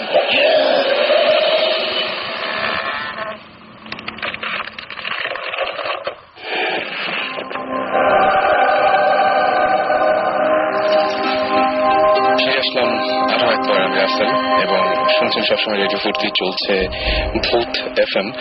আর ভূত FM এ SMS তো বেশ কিছু আছে, তবে তার একটা ফোন কল নিব। আর এই মুহূর্তে আমাদের সাথে ফোনে রয়েছেন, তার নামও রাসেল, তার সঙ্গে আমরা একটু কথা বলি। এবং আমি বলি যে আমাদের সাথে এখন জিবরান ভাই, সাকিব ভাই এবং সুমন ভাই সবাই আছেন, আপনাকে সবাই শুনতে পাচ্ছেন। হ্যালো। জি হ্যালো। হ্যালো, হ্যাঁ জি, কেমন আছেন? জি ভালো। ভালো আছেন, ওকে। আপনি আমাদেরকে SMS করেছিলেন এবং বলেছিলেন যে আপনার বেশ কিছু ঘটনা আছে, সেই ঘটনাগুলো একটু আমাদের সাথে শেয়ার করবেন। না আসলে আমি যে একটা শেয়ার করবো চিন্তা করেছিলাম আর কি, সেটা চিন্তা করছিলাম যে আপনাদের সাথে আমি শেয়ার করবো। এখন কিছুক্ষণ আগে আপনাদের যে অনুষ্ঠানে শুনলাম যে আপনাদেরকে বিভিন্ন রকম সাইন দিচ্ছে, এটা আসলে না করলে ট্র্যাকেল দেওয়াটা আর কি। আমার ওইরকম ঘটনার সাথে আসলে আমি অভ্যস্ত না, তো আমি ট্র্যাকেল দিতে পারবো না। আমি যখন জিনিসটা চিন্তা করছি আপনাদেরকে আমি এইসব বলবো। আমি কিছুক্ষণ আগে দেখছি আমার মাথাটা ব্যথা করতেছে, প্লাস চোখ ঝাপসা মনে হচ্ছে, ডিফারেন্স মনে হচ্ছে। সাধারণত আমি এরকম হয় না আর কি, আমার এরকম হয় না। তো আমি আসলে চাচ্ছি না শেয়ার করতে জিনিসটা। আপনার এখন অসুস্থ লাগছে? হ্যাঁ, আমার আসলে অসুস্থ লাগছে, আমি জিনিসটা নিজেই অবাক হচ্ছি, তো আমি চাচ্ছি না শেয়ার করতে জিনিসটা। ওকে, তাহলে শুন ভাই, তাহলে মনে হয় ওনাকে ইয়ে করাই ভালো, ছেড়ে দেওয়াই ভালো। শেয়ার করতে না চাইলে অসুবিধা নাই, বাট আপনি যদি কখনো মনে করেন যে আপনি জিনিসটা আমাদের সাথে পার্সোনালি আলাপ করতে চান, মানে রেডিওতে না, তখন জাস্ট এই রেডিও জাস্ট কন্ট্যাক্ট করলেই হবে। আমাদের সাথে আপনাদের যোগাযোগ করানোর ব্যবস্থা রাসেল করবে, এবং তখন আমরা আলাদাভাবে আপনাদের কোনো সমস্যা থাকলে আমরা শুনবো এবং আমরা চেষ্টা করবো ওটার কোনো একটা সলিউশন দিতে। ওকে ওকে, থ্যাংক ইউ তাহলে। Okay, thank you. Okay, thank you so much. আমরা যেহেতু উনি কথা বলতে কমফোর্টেবল না আমাদের সাথে এখন, এবং তিনি অসুস্থ বোধ করছেন, সুতরাং তার সাথে কথা না বলে ভালো। আমাদেরকে রাকা SMS করে বলেছেন তার সাথে কিছু মানে অদ্ভুত ঘটনা ঘটেছে, এবং সেই অদ্ভুত ঘটনাগুলো তিনি শেয়ার করতে চান, বাট এখন মুখে বলতে পারবেন না, ফোনেও বলতে পারবেন না, মেইল করতে হবে, কিন্তু আর ইন্টারনেট নাই।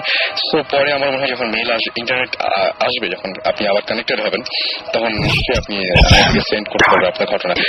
নাম একটা কোশ্চেন করেছেন, মানে ভৌতিস্ট টিমের কাছে বেসিক্যালি তিনি বলছেন তিনি বলছেন যে ভৌতিস্ট টিম মানে ভৌতিস্টের এই কাণ্ড কীর্তি যা কিছু শুনছি আমরা, সেটা টিভিতে কবে আসবে? নামনি এই কোশ্চেনটা করছে। ওয়েল, নামনি নাদিয়া, হ্যাঁ, রাইট। ওকে, ভৌতিস্ট অন এয়ার করার প্ল্যান ছিল আমাদের নেক্সট মান্থেই, বাট যেটা হয়েছে কয়েকদিন আগে একটা ইনভেস্টিগেশনের কারণে আমার আপনারা জানেন নাকি জানি না, আমার একটু দেশের বাইরে যেতে হয়েছিল। সো দেশে ছিলাম না, যে কারণে প্রায় মাসখানেক আমি দেশে ছিলাম না, ভূত FM আমি ছিলাম না। সো ওখানে যাওয়ার পরে আমাদের ইনভেস্টিগেশনটাতে একটা নতুন কিছু ডেভেলপমেন্ট হয়েছে, এবং যেই প্রবলেমটা আপাতত আমরা সলভ না করে আমরা অন এয়ারে যেতে চাচ্ছি না, এবং আমাদের শুটিং এ বাকি আছে, 1 মাস আমি ছিলাম না। সো শুটিং স্বাভাবিকভাবে একটু পিছিয়ে গেছে। সো হোপফুলি আমরা ডিসেম্বরের এন্ডের দিকে আমরা টিভিতে ভৌতিস্ট নিয়ে কাজ করবো, মানে কোরবানির থেকেই একটা প্ল্যান আছে। তো দেখা যাক, এখন পুরোটুকু ডিপেন্ড করছে, সবকিছু তো আমার হাতে না, আমাদের হাতে না, শুটিং টুটিং এর ব্যাপার আছে কিছু। সো ওগুলোর উপর ডিপেন্ড করছে আমরা কবে অ্যাকচুয়ালি ভৌতিস্টটা অন এয়ার হবে। বাট সাকিব যদি দেখতে চান তাহলে আমরা যদি দেখতে চান আপনি ইউটিউবে যে www.youtube.com এ যে আপনি ওখানে সার্চ দিতে হবে ভৌতিস্ট ট্রেলার টাইপ দিয়ে, স্পেলিংটা হচ্ছে BHOUTIST, ভৌতিস্ট ট্রেলার নর্মাল স্পেলিং দিয়ে টাইপ দিলে আমাদের একটা ট্রেলার আপলোড করা আছে, আপনারা দেখতে পারবেন। ভেরি গুড, আমি দেখেছি। আরাফাত নামটা শুনলে আমার আসলে একটু হাসি লাগে। আরাফাত একটা জিনিস শেয়ার করেছেন। আরাফাত বলছেন যে আমি রাতে হঠাৎ করে অলৌকিক শক্তি পেতাম আর ঘর থেকে বাইরে চলে যেতাম, কিন্তু দরজা লাগানো থাকতো। রাইট, এটা জিনিসটা খুবই ইন্টারেস্টিং লাগছে। আমি এরকম কেস আছে আমরা পেয়েছি যে ঘুম থেকে ওঠার পর দেখা গিয়েছে সে হয়তো বা টঙ্গী ব্রিজের সামনে দাঁড়িয়ে আছে, যে কিনা থাকে হচ্ছে গুলশান 1 নম্বরে। এরকম ঘটনা আমরা পেয়েছি। ইনফ্যাক্ট আমার এক ফ্রেন্ডের, ছোটবেলায় এটা দেখেছিলাম, আমার এক ফ্রেন্ডের বোন, সে ঘুম থেকে ওঠার পরে দেখা গিয়েছে যে তার পায়ের নিচে কাটা, কাঁচ টাচ লেগে আছে, বাট এটা কিভাবে হয়েছে কেউ ধরতে পারছিল না। তারপর বের হলো যে সে নাকি ঘুমের মধ্যে হেঁটে বের হয়ে যেত, দরজা খুলে বের হয়ে, পাশে একটা কনস্ট্রাকশন সাইট ছিল, এখানে হাঁটতো, এখানে কাঁচটা ছিল, ওই কাঁচও ময়লা সব পায়ে লেগে সে আবার ঘরে ঢুকে আবার দরজা লাগিয়ে দিত, বাট দরজা বন্ধ আপনি বাইরে। এটা খুব ইন্টারেস্টিং, সেটাই। এবং যে অলৌকিক শক্তি, এই যে শক্তির ব্যাপারটা, এটাও খুব অদ্ভুত লাগলো আমার কাছে, যে এই শক্তি হঠাৎ করে শক্তি পাওয়া, মানে যতটুকু না আছে অনেক বেশি শক্তি পাওয়া, এটা কিভাবে সম্ভব? শক্তির ব্যাপারটা অলৌকিক হতো, মানে এরকম মানে এরকম জিনিস তো আমরা দেখেছি যে খুবই কি বলবো, যে একটা মানুষ যার অতটা ফিজিক্যাল স্ট্রেংথ নেই, কিন্তু কোন একটা সার্টেন সিচুয়েশনে যাওয়ার পরে সে অসম্ভব শক্তি সে পেয়েছে, একসাথে 3-4 জনকে। আমরা একবার এই সাভারের একটু বাইরে একটা জায়গায় আমরা 3 জন গিয়েছিলাম একবার, একটা যে একজনকে নাকি জিনে ধরেছে, এটা একটা জিনিস, এক মহিলাকে, এবং আমরা নিজের চোখে দেখেছি সে তাকে 2-3 জন ধরে রাখতে পারছে না, মানে পুরুষ মানুষ, শক্তিশালী লোকজন, ও জাস্ট ধাক্কা দিয়ে ছিটকে ফেলে দিচ্ছে আর কি। এগুলো আমাদের নিজের চোখের সামনে দেখা। সো ডেফিনেটলি এই ধরনের কোনো মানে প্রবলেম হলে হ্যাঁ হয়তোবা এই ধরনের কিছু একটা হতে পারে, বাট দরজা বন্ধ উনি বাইরে এটা কিভাবে হচ্ছে আমি এটা বলতে পারছি না আসলে। এটা খুব ইন্টারেস্টিং একটা এই জিনিসটা যদি আবার যদি কখনো হয় বা এই ধরনের ঘটনা ঘটতে থাকলে ডেফিনেটলি আমাদের জানালে আমরা এটা নিয়ে দেখতে পারি যে ব্যাপারটা অ্যাকচুয়ালি কি হচ্ছে। ওকে, আরেকজন লিখেছেন, তার নামটা তিনি লিখেছেন যে আমি আগের উইকে FM শুনে যখন ঘুমাতে গেলাম তখন কিছু হলো আমার সাথে, লাইট অফ কখন হলো, মানে জাস্ট কোনো একটা কিছু হয়েছে তিনি বুঝতে পারেনি, কখন লাইট অফ হলো, কখন তিনি ঘুমালেন, কোনো কিছু তার মনে নাই আর কি, এবং তার মনে হচ্ছিল মাঝে মাঝে কেউ তাকে অনেক নাড়াচ্ছে আর কি। ওকে, মানে কেউ তাকে ধরে নাড়াচ্ছে এরকম টাইপের মনে হচ্ছে? ধরে নাড়াচ্ছে মানে কেউ ঝাঁকাচ্ছে এরকম টাইপের কিছু? এই ঝাঁকানোর ব্যাপারটা আসতেই আমি ছোট একটা ঘটনা মনে পড়েছে। সেটা হচ্ছে যে আমি এবং শিশির, আমার অর্থহীন ব্যান্ডের গিটারিস্ট, আমরা দুজন একবার গিয়েছিলাম আমাদের কিছু গিটার ইনস্ট্রুমেন্ট কিনতে হবে, তো আমরা গিয়েছিলাম ব্যাংককে। আচ্ছা। শিশির তার দুটো গিটার কিনলো, আমি আমার বেস প্রসেসর কিনলাম, আরো জিনিসপত্র, মিউজিক্যাল ইনস্ট্রুমেন্টস কেনার পরে আমরা রাতে একটা মুভি দেখলাম। মুভিটা দেখে হোটেলে ফিরেছি। তো হোটেলে আমাদের দুটো সিঙ্গেল বেড, শিশির একটা বেড, আমার একটা বেড। তো শিশির সকালবেলা আমাকে বললো যে, শোন ভাই, আপনি কি রাতে কিছু একটা হয়েছিল? আমি বললাম যে কেন, কি? বললো যে মনে হচ্ছিল যে আপনি, মানে ফার্স্ট টাইম মনে হলো যে আপনি কাঁপছেন, আপনার মুখ দিয়ে একটা আওয়াজ আসছে, আমি ভয় পেলাম। তারপর মনে হলো যে পুরো খাট কাঁপছে, মানে কেউ আপনাকে ঝাঁকাচ্ছিল, তারপর মনে হলো যে পুরো খাট ধরে ঝাঁকাচ্ছে, এরকম একটা জিনিস হয়েছে। বাট আমি ঠিক বুঝলাম না কি হয়েছে, একটু ভয় লাগছে, আমি আর আপনাকে উঠাইনি, মানে সে শুয়ে পড়ছে আর কি, ইয়ে করে নাই, মডার করে নাই। আচ্ছা, তো এই জিনিসটা এখন, এটা তো আমি এক্সপিরিয়েন্স অ্যাকচুয়ালি করি নাই, করছে শিশির, সে দেখছে। অ্যাকচুয়ালি কি হয়েছে আমি জানি না, বাট এই টাইপের জিনিসপত্র যে অনেকে আবার একটা কথা বলে যে বোবায় ধরে, এই একটা ওয়ার্ড আছে, বোবায় ধরে।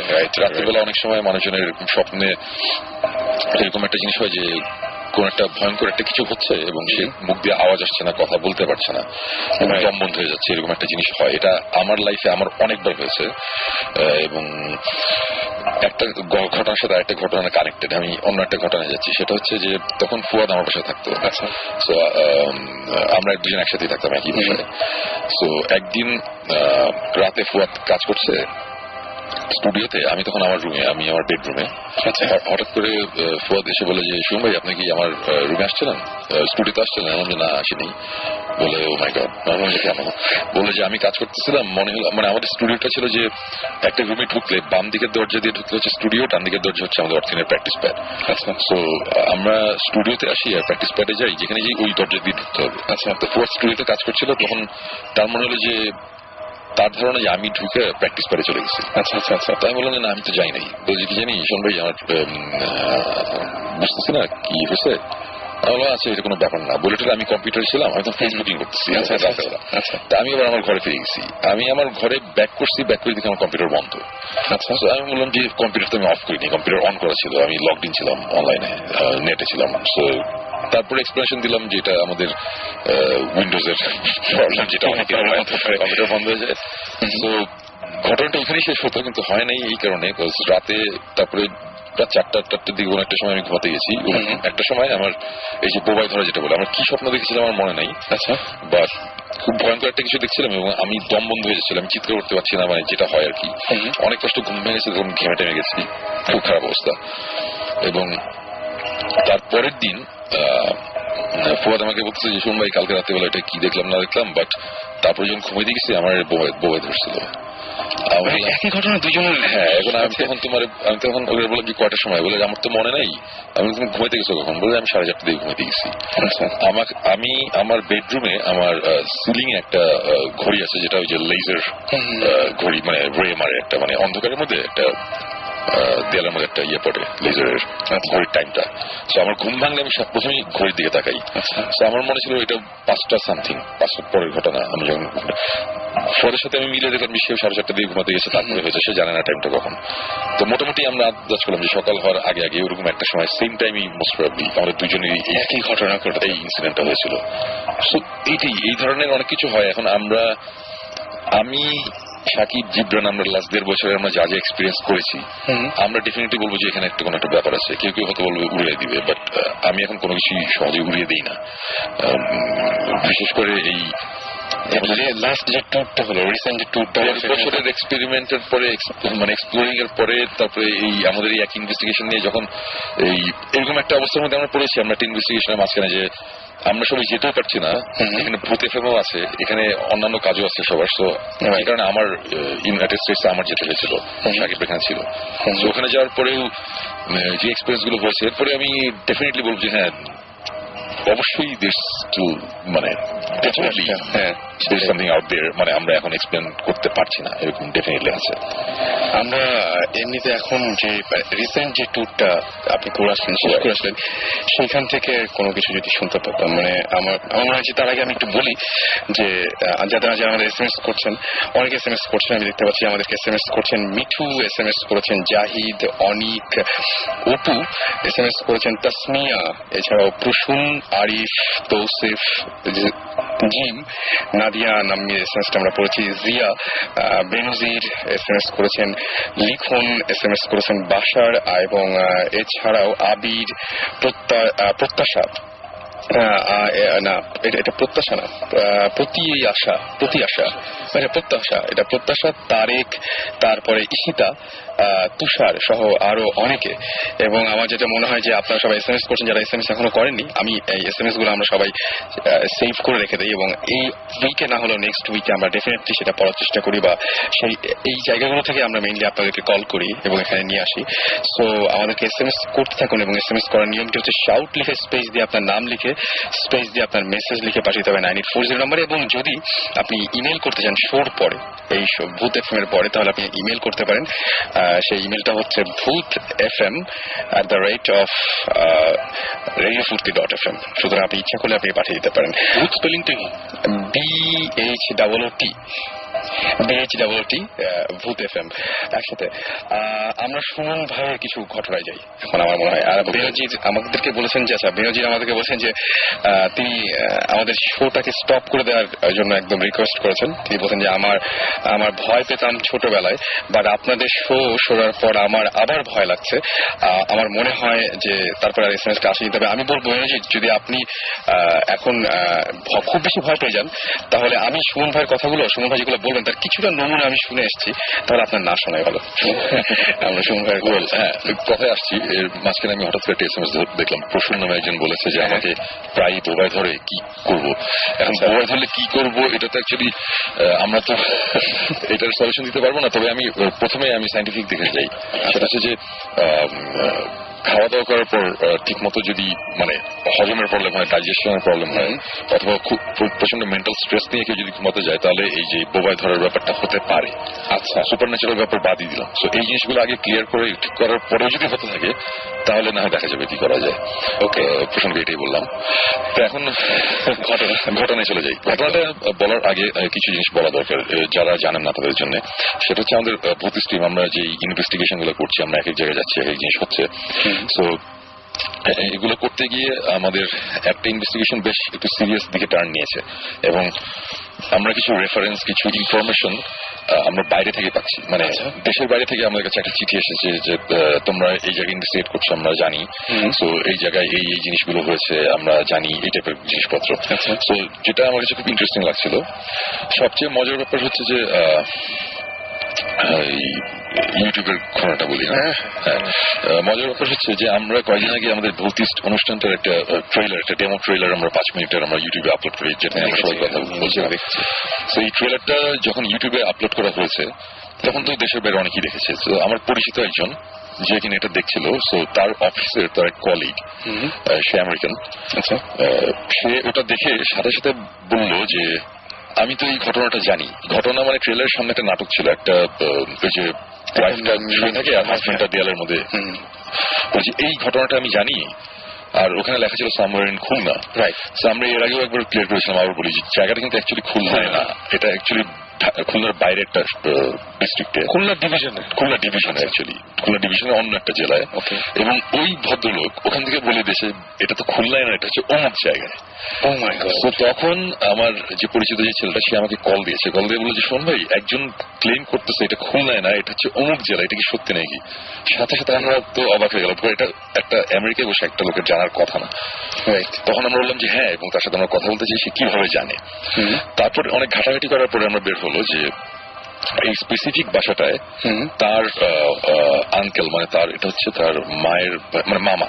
আচ্ছা, তার মামা এটা 70s সে এনজিওর হয়ে বাংলাদেশে এসেছিল একটা কাজ করতে। ওকে, সো ওই ভদ্রলোক আবার একটু অন্যরকম, একটু এই টাইপের অ্যাডভেঞ্চারাস টাইপের একটা লোক ছিল।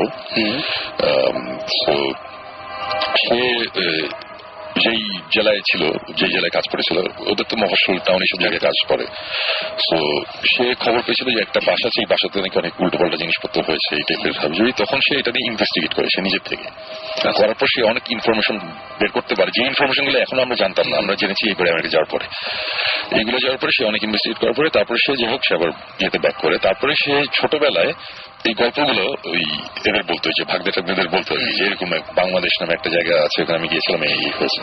তো এই গল্পগুলো শুনে ওরা বড় হয়েছে এবং তারপরে হঠাৎ করে একদিন তার কলিগকে দেখে যে ইউটিউবের একটা ভিডিও তাকে দেখাচ্ছে এবং দেখে যে সেম জিনিস। এইভাবে মানে কত বড় কোইন্সিডেন্স, এইভাবে আমরা অ্যাকচুয়ালি লিঙ্কটা পাই। লিঙ্কটা পাওয়ার পর তারপরে আমি সাকিব জিবরান তিনজন মিলে বসি যে কি করা যায়। তো তখন মোটামুটি ডিসিশন হলো এটা যে আমি যাবো, ওরা থাকবে।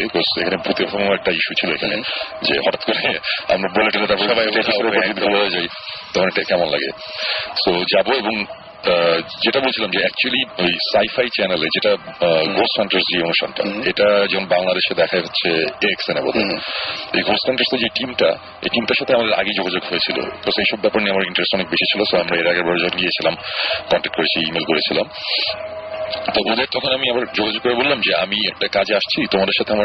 আমার মনে হয়েছে যে ব্যাপারটা খুব ইন্টারেস্টিং লাগছিল, যাকে ইন্টারন্যাশনাল একটা ব্যাপার হয়ে গেছে, মানে বাংলাদেশ, আমেরিকা, ইংল্যান্ড, মানে এইসব জায়গার মধ্যে কানেকশন একটা ঘটনা নিয়ে। তো তখন বললাম যে আচ্ছা ঠিক আছে, এরকম একটা ব্যাপার আছে, তোমাদের সাথে আমি একটু ডিসকাস করতে চাই ব্যাপারটা নিয়ে। ওরা আবার খুব ফ্রেন্ডলি, খুব নাইস, বলো যে ইউর মোস্ট ওয়েলকাম, তুমি যে কোনো সময় আসতে পারো, কোনো অসুবিধা নাই। তারপর তো আমি গেলাম। যাবার পরে ইন্টারেস্টিং ব্যাপার যেটা হলো সেটা হচ্ছে যে ঘোস্ট হান্টার্সে 1.5-2 বছর আগে একটা এপিসোড দেখিয়েছিল ওয়েস্ট ভার্জিনিয়াতে একটা লিউনাটিক অ্যাসাইলাম আছে, মানে আমরা যেটাকে পাগলাগারদ বলি আর কি। তো এটা 1850 সাল বা ওরকম কোন একটা সময় করা, অনেক পুরনো, একটা ক্যাসেল টাইপের বিশাল বড় একটা জায়গা ওয়েস্ট ভার্জিনিয়া একটা গ্রামের দিকে। তো ওই লিউনাটিক অ্যাসাইলামের উপরে তারা একবার ইনভেস্টিগেশনের জন্য একটা এপিসোড করেছিল, ইনভেস্টিগেট করতে গিয়েছিল এবং ওখানে অনেক কিছু হয় এবং তারা তারপরে ঘোষণা দেয় অফিসিয়ালি যে দিস প্লেস ইজ হন্টেড। এটা হচ্ছে 1.5 বছর আগে। তো ঘোস্ট হান্টার্স এর একটা মজার ব্যাপার আছে, তারা মাঝে মধ্যে একই জায়গায় আবার যায়, আবার আরো ফার্দার কিছু ইনভেস্টিগেশনের কারণে। তা আমার লাখটা তো হলো, আমি যখন যাচ্ছি তখন তারা ওখানে যাওয়ার প্ল্যান, এবং ওরা তখন বললো যে আমরা একটা জায়গায় যাচ্ছি, তুমি চাইলে আমাদের সাথে জয়েন করতে পারো। তো আমি তো খুবই খুশি, মানে এই চান্সটা হারানো যায় না সেটাই। তা ওরা ধরে নিয়েছিল যে আমরা অ্যাটলিস্ট 2 জন আসবো। তা আমি একা গিয়েছি, তখন ওরা আবার আমাদের সাথে কথা বলো, তোমরা বাংলাদেশ থেকে, হ্যাঁ তোমাদের ইয়ে দেখেছি, মানে ওরা আবার আমাদের সম্বন্ধে খোঁজ খবর নেয় ঠিকই। তারাও ট্রেলার দেখছে, তারা খুব ইমপ্রেসড, মানে আমি খুব খুশি ছিলাম, মানে আমি এত এক্সাইটেড ছিলাম। আমি কল দিয়ে সাকিব জিবরান বলতেছি, ওরা ভৌতিষ্ঠের নাম জানে, ওরা আমাদের ট্রেলার দেখছে, এই হাবি জাবি এগুলো নিয়ে। তো এনিওয়েজ তারপরে আমার ওখানে আমার একটা ছোট ভাই ছিল ক্লোজ ফ্রেন্ড, তো ওকে বললাম যে এরকম 2 জন যেতে পারবে, তুমি চাইলে আমার সাথে যেতে পারো। তখন বললো যে ঠিক আছে। আর আরেকটা কারণ ছিল ওর গাড়ি আছে, তো আমি ভার্জিনিয়াতে যাবো। ভার্জিনিয়া না, তমালের সাথে আমার খুব ভালো কথা। তো ভার্জিনিয়া থেকে তমাল যে আর্টসেলের অরিজিনাল ড্রামার, আচ্ছা আর্টসেলের প্রথম সাজু আসার আগে যে ড্রামার ছিল, তান্ত্রিক নামে ছিল তখন, ওই ড্রামার, সে এখন ভার্জিনিয়াতে থাকে, তার খুব ভালো একটা ব্যান্ডও আছে, আইরিস ডিভাইন। এনিওয়েজ পরে আমি আর পুরো ভার্জিনিয়া থেকে ভার্জিনিয়া রাইড, মানে রোড ট্রিপ আমরা গেলাম। যাওয়ার পরে প্রথমে যখন ওই ক্যাসেট, মানে ওই অ্যাসাইলামটাতে ঢুকছি, বাই দ্য ওয়ে 1850 কততে এই অ্যাসাইলামটা হয়েছিল, এটা অনেক বছর হয়ে গেছে বন্ধ হওয়ার কারণ হচ্ছে ওখানে 200-র উপরে মানুষ মারা গেছে, শোনা কথা আর কি। কিন্তু 3 জন মানুষ মার্ডার হয়েছে ওখানে কিছু ক্রিমিনালি ইনসেইন মানুষদের রাখা হতো, যারা মানে ক্রিমিনালি ইনসেইন, এত পাগল যে খুন খারাপ কাজ করে আর কি। সেরকম একজন 2টা মানুষকে মেরে ফেলছিল, আরো অনেক কাহিনী হয়েছে আর কি। তারপরে এটা একটা সময় বন্ধ করে দেওয়া হয়, কারণ এখানে অনেক উল্টাপাল্টা জিনিস হয়, মানুষজন এখানে যায় না, এটা পুরো অ্যাবান্ডেন্ড একটা প্লেস। এবং অ্যাসাইলামটা বিশাল, মানে বলতে আমি বলবো এত বড়, মানে বিশাল, মানে মানে হ্যাঁ এক্স্যাক্টলি ওই ধরনের ক্যাসেল টাইপের একটা জিনিস। মানে প্যাসেজ গুলো বিশাল লম্বা, মানে প্যাসেজের এক সাইড থেকে দাঁড়ালে একটা লাস্ট মাথায় দেখা যায় না, এত দূরে, আর এমনি অন্ধকার আরো তো দেখা যায় না। সো হিউজ 4তলা একটা বিল্ডিং। তো ওখানে গেলাম, যাবার পরে ওইটা দেখেই তমাল যে আমার সাথে গিয়েছিল সে বলে, শোন ভাই খবর আছে কিন্তু, এটা কিন্তু দেখতেই কেমন লাগতেছে দেখেন। বললাম যে হ্যাঁ খুব ইন্টারেস্টিং হবে এটা, জোস। যাই হোক আমরা গেলাম, যাওয়ার পরে এখানে আছি, আমরা 2 দিন ছিলাম, 2 রাত ছিলাম এখানে। সো ওরা খুবই ফ্রেন্ডলি, ওখানে ট্যাঙ্গো ছিল, স্টিভ ছিল, এমি ছিল, এরা সবাই ছিল। তো ওদের সাথে মানে কথাবার্তা হলো, আমরা 2টা টিমে ভাগ হলাম, হওয়ার পরে আমরা এদিক সেদিক যাচ্ছি, 1তলা, 2তলা, 3তলা, 4তলা। সো ফার্স্ট ফ্লোরে যখন গেলাম, ফার্স্ট ফ্লোরে আবার বিল্ডিং কিন্তু কয়েকটা, একটা বিল্ডিং না, 3টে বিল্ডিং মিলে এটা মানে পুরো ইউনিভার্সিটি ক্যাম্পাসের মতন একটা ব্যাপার আর কি। হ্যাঁ, কিন্তু অ্যাবান্ডেন্ট এবং পুরো ময়লা ভাঙাচোরা, কোনো ইলেকট্রিসিটি নাই।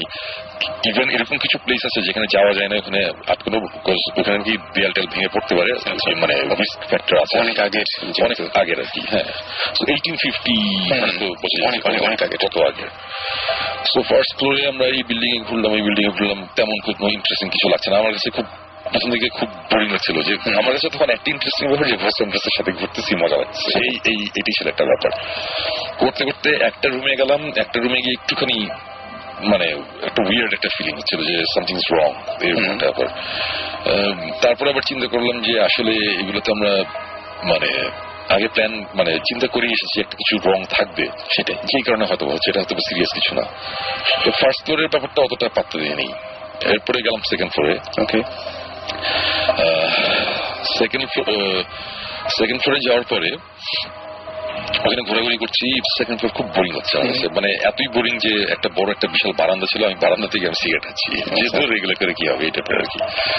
এই করতে করতে হঠাৎ করে ট্যাঙ্গো একজন আছে, ওই যে আগে এক সময় ম্যাজিশিয়ান ছিল, এখন ঘোষ কান্টি করে, খুব মজার পাবলিক।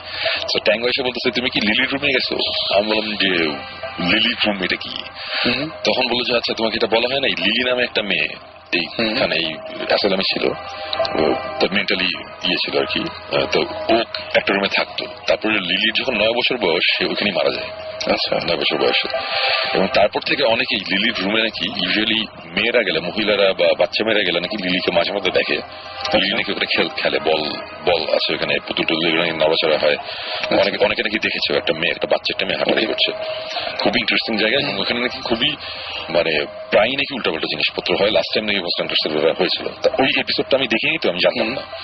তা আমি বললাম যে না, এটা তো হয়, এটা তো শুনি নেই, তাহলে এখানে যাবো। তো এটা কোথায়? এটা আবার একতলায়। তো দোতলা থেকে তখন আমরা একতলা নামছি, এবং সিঁড়িগুলো খুব মানে সিঁড়িগুলো দেখলেই মনে হয় কি যে আমি এটা কোথায় আসছি, মানে কেমন জানি মানে উইয়ার্ড লাগে আর কি, মুভি সেটের। হ্যাঁ, মানে হরর, হ্যাঁ আসলে এক্স্যাক্টলি হরর মুভি সেট। আমি এগুলো সাকিব একদিন বলছিলাম যে মানে কোন একটা হরর মুভি শুট করতে গেলে কোনো স্টেজ বানাতে হবে না, ওখানে গেলেই চলবে, এটা এত ইন্টারেস্টিং একটা জায়গা।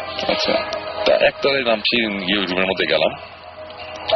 ওকে, আমার হোস্টেন্টার্সের সাথে প্রথম সবচেয়ে ইন্টারেস্টিং এক্সপিরিয়েন্স বলি।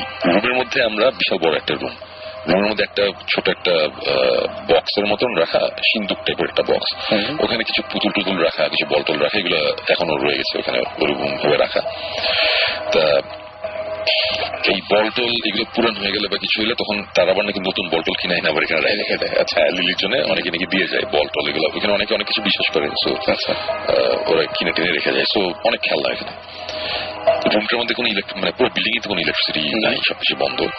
তা আমরা রুমটা বিশাল বড় একটা রুম, আমরা বসে আছি। আমরা তখন যেটা করলাম যে আমরা ওইখানে ছিলাম 5 জন 5 কোনায় বসলাম, মানে গোল করে আমরা বসলাম, মাঝখানে বিশাল বড় ফাঁকা জায়গা, মাটিতে বসে পড়লাম।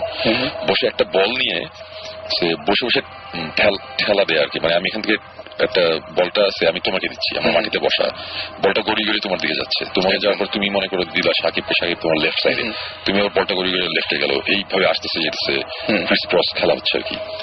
এগুলো হচ্ছে। আর এর মধ্যে ওই এইমি যে মেয়েটা, এইমি গোস্টান্টার্সের, সে হঠাৎ করে কথা বলা শুরু করলো। সে বললো কি যে লিলি তুমি যদি এখানে থাকো, মানে ওর কথাবার্তা ছিল, তুমি যদি এখানে থাকো, কাম জয়েন আস, আমাদের সাথে খেলো। আমি বলছি কি ব্যাপার, ডিরেক্ট লিলি লিলা ডাকতেছে, কি আসবে নাকি, মামার বাড়ি নাকি এটা, যে বললাম আসো খেলো, সে খেলবে। তা তখনও আমি কিন্তু বিরক্ত, আমি মনে মনে বলতেছি যে আচ্ছা গোস্টান্টার্সের সাথে ছবিটা তখন নিশ্চয় মনে হচ্ছে যে অনেক বেশি কিছু আমরা দেখেছি। হ্যাঁ, আমরা 1.5 বছর অনেক ছোটখাটো অনেক জিনিস মিস করতেছে। সন্ধ্যায় গিয়েই প্রথমে আমাদের যেটা গতকালকে সন্ধ্যায় ফ্রেশ যে গল্প বলছিল যে একতলা প্রথমে প্রচন্ড বোরিং লাগছে সন্ধ্যায়, তা 2তলায় গিয়ে দেখছে এটা আরো বোরিং। তখন সন্ধ্যায় কোথাকে বলছে দূর এখানে কিছু নাই, হরর অবস্থা যে মানে শোনা বলছে হ্যাঁ নাই, মানে হাউ ডু ইউ নো তোরা কোনো পাওয়ার টাওয়ার আছে নাকি? তোমাকে কোনো সুপার পাওয়ার না, সুপার পাওয়ার নাই, বাট আমি অ্যাটলিস্ট বুঝতে পারি কোথাও যদি কোনো রকম ইমব্যালেন্স থাকে কোনো কিছুতে, আমি এটা বুঝতে পারি। ওরা আবার এটা থেকে খুশি, মানে এই টাইপের জিনিসপত্র। মানে আমি বলতেছি কি ব্যাপার, আমরা না আসছি গোস্টান্টার্সের কাছে, গোস্টান্টার্স তো আমাদের কাছে আসে না, কেন মানে ইয়ে লাগছিল আর কি। তো এনিওয়েজ, ঘটনা যেটা সেটা হচ্ছে যে ফার্স্ট এনকাউন্টার আমরা খেলছি, মানে বল নিয়ে খেলা আর কি, মানে গড়ি গড়ি বলটা তোমার দিকে আসে যাচ্ছে। এক সময় ওই সাথে থেকে কে বলটা মেরেছিল আমার ঠিক মনে নেই, এক সময় একজনের নাম বলতেছি, বাট কেউ একজন বলটা মারছে আমার কাছে। সো বলটা সে আমার দিকে আসছে, হ্যাঁ সোজা ঘুরে ঘুরে সোজা বলটা আসছে হাফ ওয়েতে, মানে বলটা ঠিক রুমের মাঝামাঝি আসার পরে হাফ ওয়েতে আসার পরে সাথে সাথে বলটা ডান দিকে টান দেয়। আচ্ছা, মানে হাফ ওয়ে আসার পর বলটা ডান দিকে যাওয়া শুরু করলো, একেবারে আমার চোখের সামনে জিনিসটা। মানে আমি হঠাৎ করলাম যে হোয়াট দ্য হেল, মানে এটা কি হচ্ছে? বলটা তো সোজা, মানে ফিজিক্স তো বলে সোজা বলটা আমার দিকে আসবে একদম, এবং এখানে কোনো ঢালু জায়গা নাই, কিছু নাই, স্লোপের মতো কিছু নেই, নট যে খোলা জায়গায় আমরা মাঠের মধ্যে খেলছি, বাতাস, সেটা একটা বন্ধ একটা ঘরের মধ্যে। ফ্লোরের স্লোপ থাকলে বল আস্তে আস্তে ঘুরে, মানে একটা স্লো কার্ভ হয়ে থাকে, মানে ধাম করে ওই স্লোপ টোপের এক্সপ্লেনেশন এগুলো তো মনে মনে কয়েক মাইক্রো সেকেন্ডে চিন্তা করছি, করার পরে আমি বলছি এটা কি হচ্ছে। বলটা ডান দিকে যাওয়া শুরু করলো এবং বলটা ডান দিকে যেতে যেতে অনেক দূর চলে গেল, বলটা পুরো রুমের লাস্ট মাঝে চলে গেল এবং বিলিভ মি লাস্ট মাঝে গিয়ে বলটা থেমে গেল, থেমে আবার বলটা ব্যাক করা শুরু করলো। মানে এক সেকেন্ডের জন্য থেমেই বলটা আবার ব্যাক করে আবার আসছে, আস্তে আস্তে ঠিক যেখানে সে টার্নটা করেছে ওই জায়গাটা ক্রস করলো, ক্রস করতে করতে বলটা কিন্তু আমার ডান দিকে গিয়েছে ওই সময়, হ্যাঁ মানে যে মেরেছিল তার লেফটে, আমার ডান দিকে, আমার ডান থেকে বলটা যেতে যেতে আমার চোখের সামনে দেখলাম আমাকে ক্রস করতে করতে করতে বাম দিকে চলে গেল। বাম দিকে আরো সে কত 10 ফিটের মতন গেল, বলটা 10 ফিটের মতন যাওয়ার পরে বলটা ওইখানে ঘুরলো, মানে ক্লকওয়াইজ বলটা একটা ছোট একটা সার্কেলে ক্লকওয়াইজ বলটা ঘুরলো, একবার ঘুরলো, দুইবার ঘুরলো, সেকেন্ড টাইম ঘুরে বলটা থেমে গেল এবং থামার পরে বলটা দুইবার কাঁপলো, মানে শেক করলো, হাত দিয়ে নাড়ছে এরকম, এই জন্য একটা মানে কেঁপে বলটা থেমে গেল। এটা অ্যাকচুয়ালি আমি মুখে বলছি, মানুষ কতখানি বুঝতে পারছে আমি জানি না, বাট আমার চোখের সামনে আমি দেখেছি একটা বল গড়ে গড়ে আমার সামনে আস্তে আস্তে হঠাৎ করে বলটা আমার ডান দিকে টার্ন নিল, অনেক দূর গেল, আবার ব্যাক করে আমাকে ক্রস করে আরো বাম দিকে চলে গেল, গিয়ে বলটা ক্লকওয়াইজ দুইবার ঘুরলো, ঘুরে বলটা থেমে গেল, দুইবার কাঁপলো, বলটা থেমে গেল। এবং এই জিনিসটা দেখার পরে এবং তখন দেখলাম কি যে ঘোষণার সাথে ওরা খুব খুশি, অ্যাজ ইফ মানে লিলি আসছে খেলতে, ওরকম মজা, মানে এটাই তো হওয়ার কথা। আর আমি বলছি হোয়াট দ্য হেল, এটা কি হচ্ছে, এই জিনিস তো হওয়ার কথা না, এটা কেন হবে, একটা রুমের মধ্যে এটা হবে কেন? আমি অনেকক্ষণ ধরে বসে আছি, ওরা খুব খুশি, কিছুক্ষণ থাকলো, এটি তারপর আর কিছু হয় নাই, ওরা উঠে চলে গেল। ওরা উঠে চলে যাচ্ছে, তখন আমার সাথে তখন ছিল সে বলে যে সঙ্গে চলেন, আমি বললাম যে না আমি যাবো না, আমি একটুক্ষণ আসি। আমার একটু সন্দেহ হচ্ছে, মানে আমি বিশ্বাস করতে পারছি না যে আমার চোখের সামনে এই টাইপের জিনিসপত্র আর ওরা হাসতে খেলতে খেলতে চলে গেল, তো এটা কিভাবে পসিবল?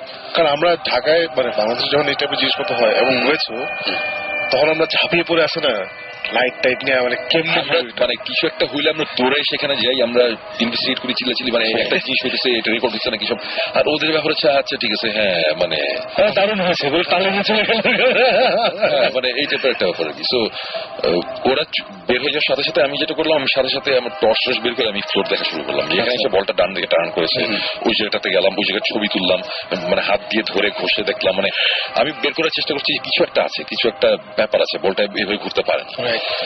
বলটা নিয়ে বলটাকে অনেকক্ষণ ঝাঁকালাম, অনেকক্ষণ ধরে, মানে প্রায় আমি ওখানে বোধহয় 10-12 মিনিট আমি নষ্ট করেছি বল আর এই ফ্লোরের পিছনে খোঁজাখুঁজি করে, মানে ট্রাস্ট মি আমি কিচ্ছু পাইনি, আমি এরকম কোনো কিছু পাই নাই যে বলটা রিক করা বা রিমোট কন্ট্রোল বা ম্যাগনেটিক কিছু দেয়া, আমি কোনো কিছু পাইনি এবং বলটা এরকম অবস্থা। এটা হওয়ার পরে আমি তখন ওখানে চলে আসলাম, আসার পরে তখনও কিন্তু আমার মধ্যে একটা ইয়ে যে এটা ঠিক আছে, বলটা কোনোভাবে ঘুরছে, এটা কোনো ব্যাপার না বলে আবার আমরা গেলাম দোতলায়, দোতলায় গিয়ে ঘুরে ঘুরলাম ওই দোতলা। শুনুন ভাই, জাস্ট একটা ইন্টারাপ্ট করি, এগুলো যখন হচ্ছিল তখন ডিড ইউ ফিল এনিথিং? আমি এটা জিজ্ঞেস করতে চাই, আমি আমার কথাটা হচ্ছে এটাই যে বলটা যখন এগুলো হচ্ছে আমি কিন্তু কিছু ফিল করিনি। হ্যাঁ, আমি যদি তখন ফিল করতাম তাহলে কিন্তু আমি প্রথমেই বিলিভ করে নিতাম যে হ্যাঁ সামথিং স্ট্রং, আমি কিছু ফিল করতেছি না, কিন্তু এটা হচ্ছে কেন? ওকে, সো এইসব জিনিসপত্র গেলাম আমি দোতলায়, দোতলায় তো আবার সেম বোরিং জিনিসপত্র হচ্ছে। দোতলার পরে দোতলাতে তখন আমরা ছিলাম, দোতলা থেকে না একতলায় নেমেছিলাম, রাইট? তো একতলা থেকে আবার দোতলায় গিয়ে দোতলা থেকে চলে গেলাম 3 তলায়, এটা হচ্ছে 4 তলা একটা বিল্ডিং আর কি। হ্যাঁ, 3 তলায় গেলাম, 3 তলায় যাওয়ার পরে প্যাসেজের ওখানে আছি, তো ওখানে বসে থাকা অবস্থাতে হঠাৎ করে ওই এইমি সে বললো যে আমরা এখানে একটু বসি, এই সে একটা ইকুইপমেন্ট বার করলো, এটা একটা লেজার গ্রিড ইকুইপমেন্ট, একটা ইনস্ট্রুমেন্ট, এটার থেকে চারিদিকে লেজার মারে, একটা রে না অনেকগুলো ক্রস, পুরো রুমটা একটা ক্রস, একটা লেজার শেপ হয়ে গেল আর কি, গ্রিড হয়ে যায়, একটা লেজার একটা গ্রিড হয়ে যায়, এটা অনেক দূর পর্যন্ত যায়, প্যাসেজটা তো অনেক লম্বা, পুরো প্যাসেজ লেজার গ্রিড। ওরকম একটা অবস্থা থাকার সময় তখন আমাকে আবার বলতেছে যে এটা হচ্ছে লেজার গ্রিড, এটা নতুন একটা জিনিস, এটা আমরা গোস্ট হান্টার সিজনিং ইউজ করছি, এবং সে বললো যে এটা তোমাদের একটা দরকার, তোমাদের একটা দিব। বাই দ্য ওয়ে, এই জিনিসটা আমাকে তারা দিয়েছে পরে থেকে, আমরা নিয়েছি। এনিওয়েজ, এটা আমরা এটা আমরা নেক্সট ইয়ার ইউজ করবো মানে ইনভেস্টিগেশন। এনিওয়েজ, লেজার গ্রিডটা দিল, তারপর বললো যে এই লেজার গ্রিডটা দেওয়ার কারণ হচ্ছে সব দেয়ালে লেজার মারা এখন, রাইট?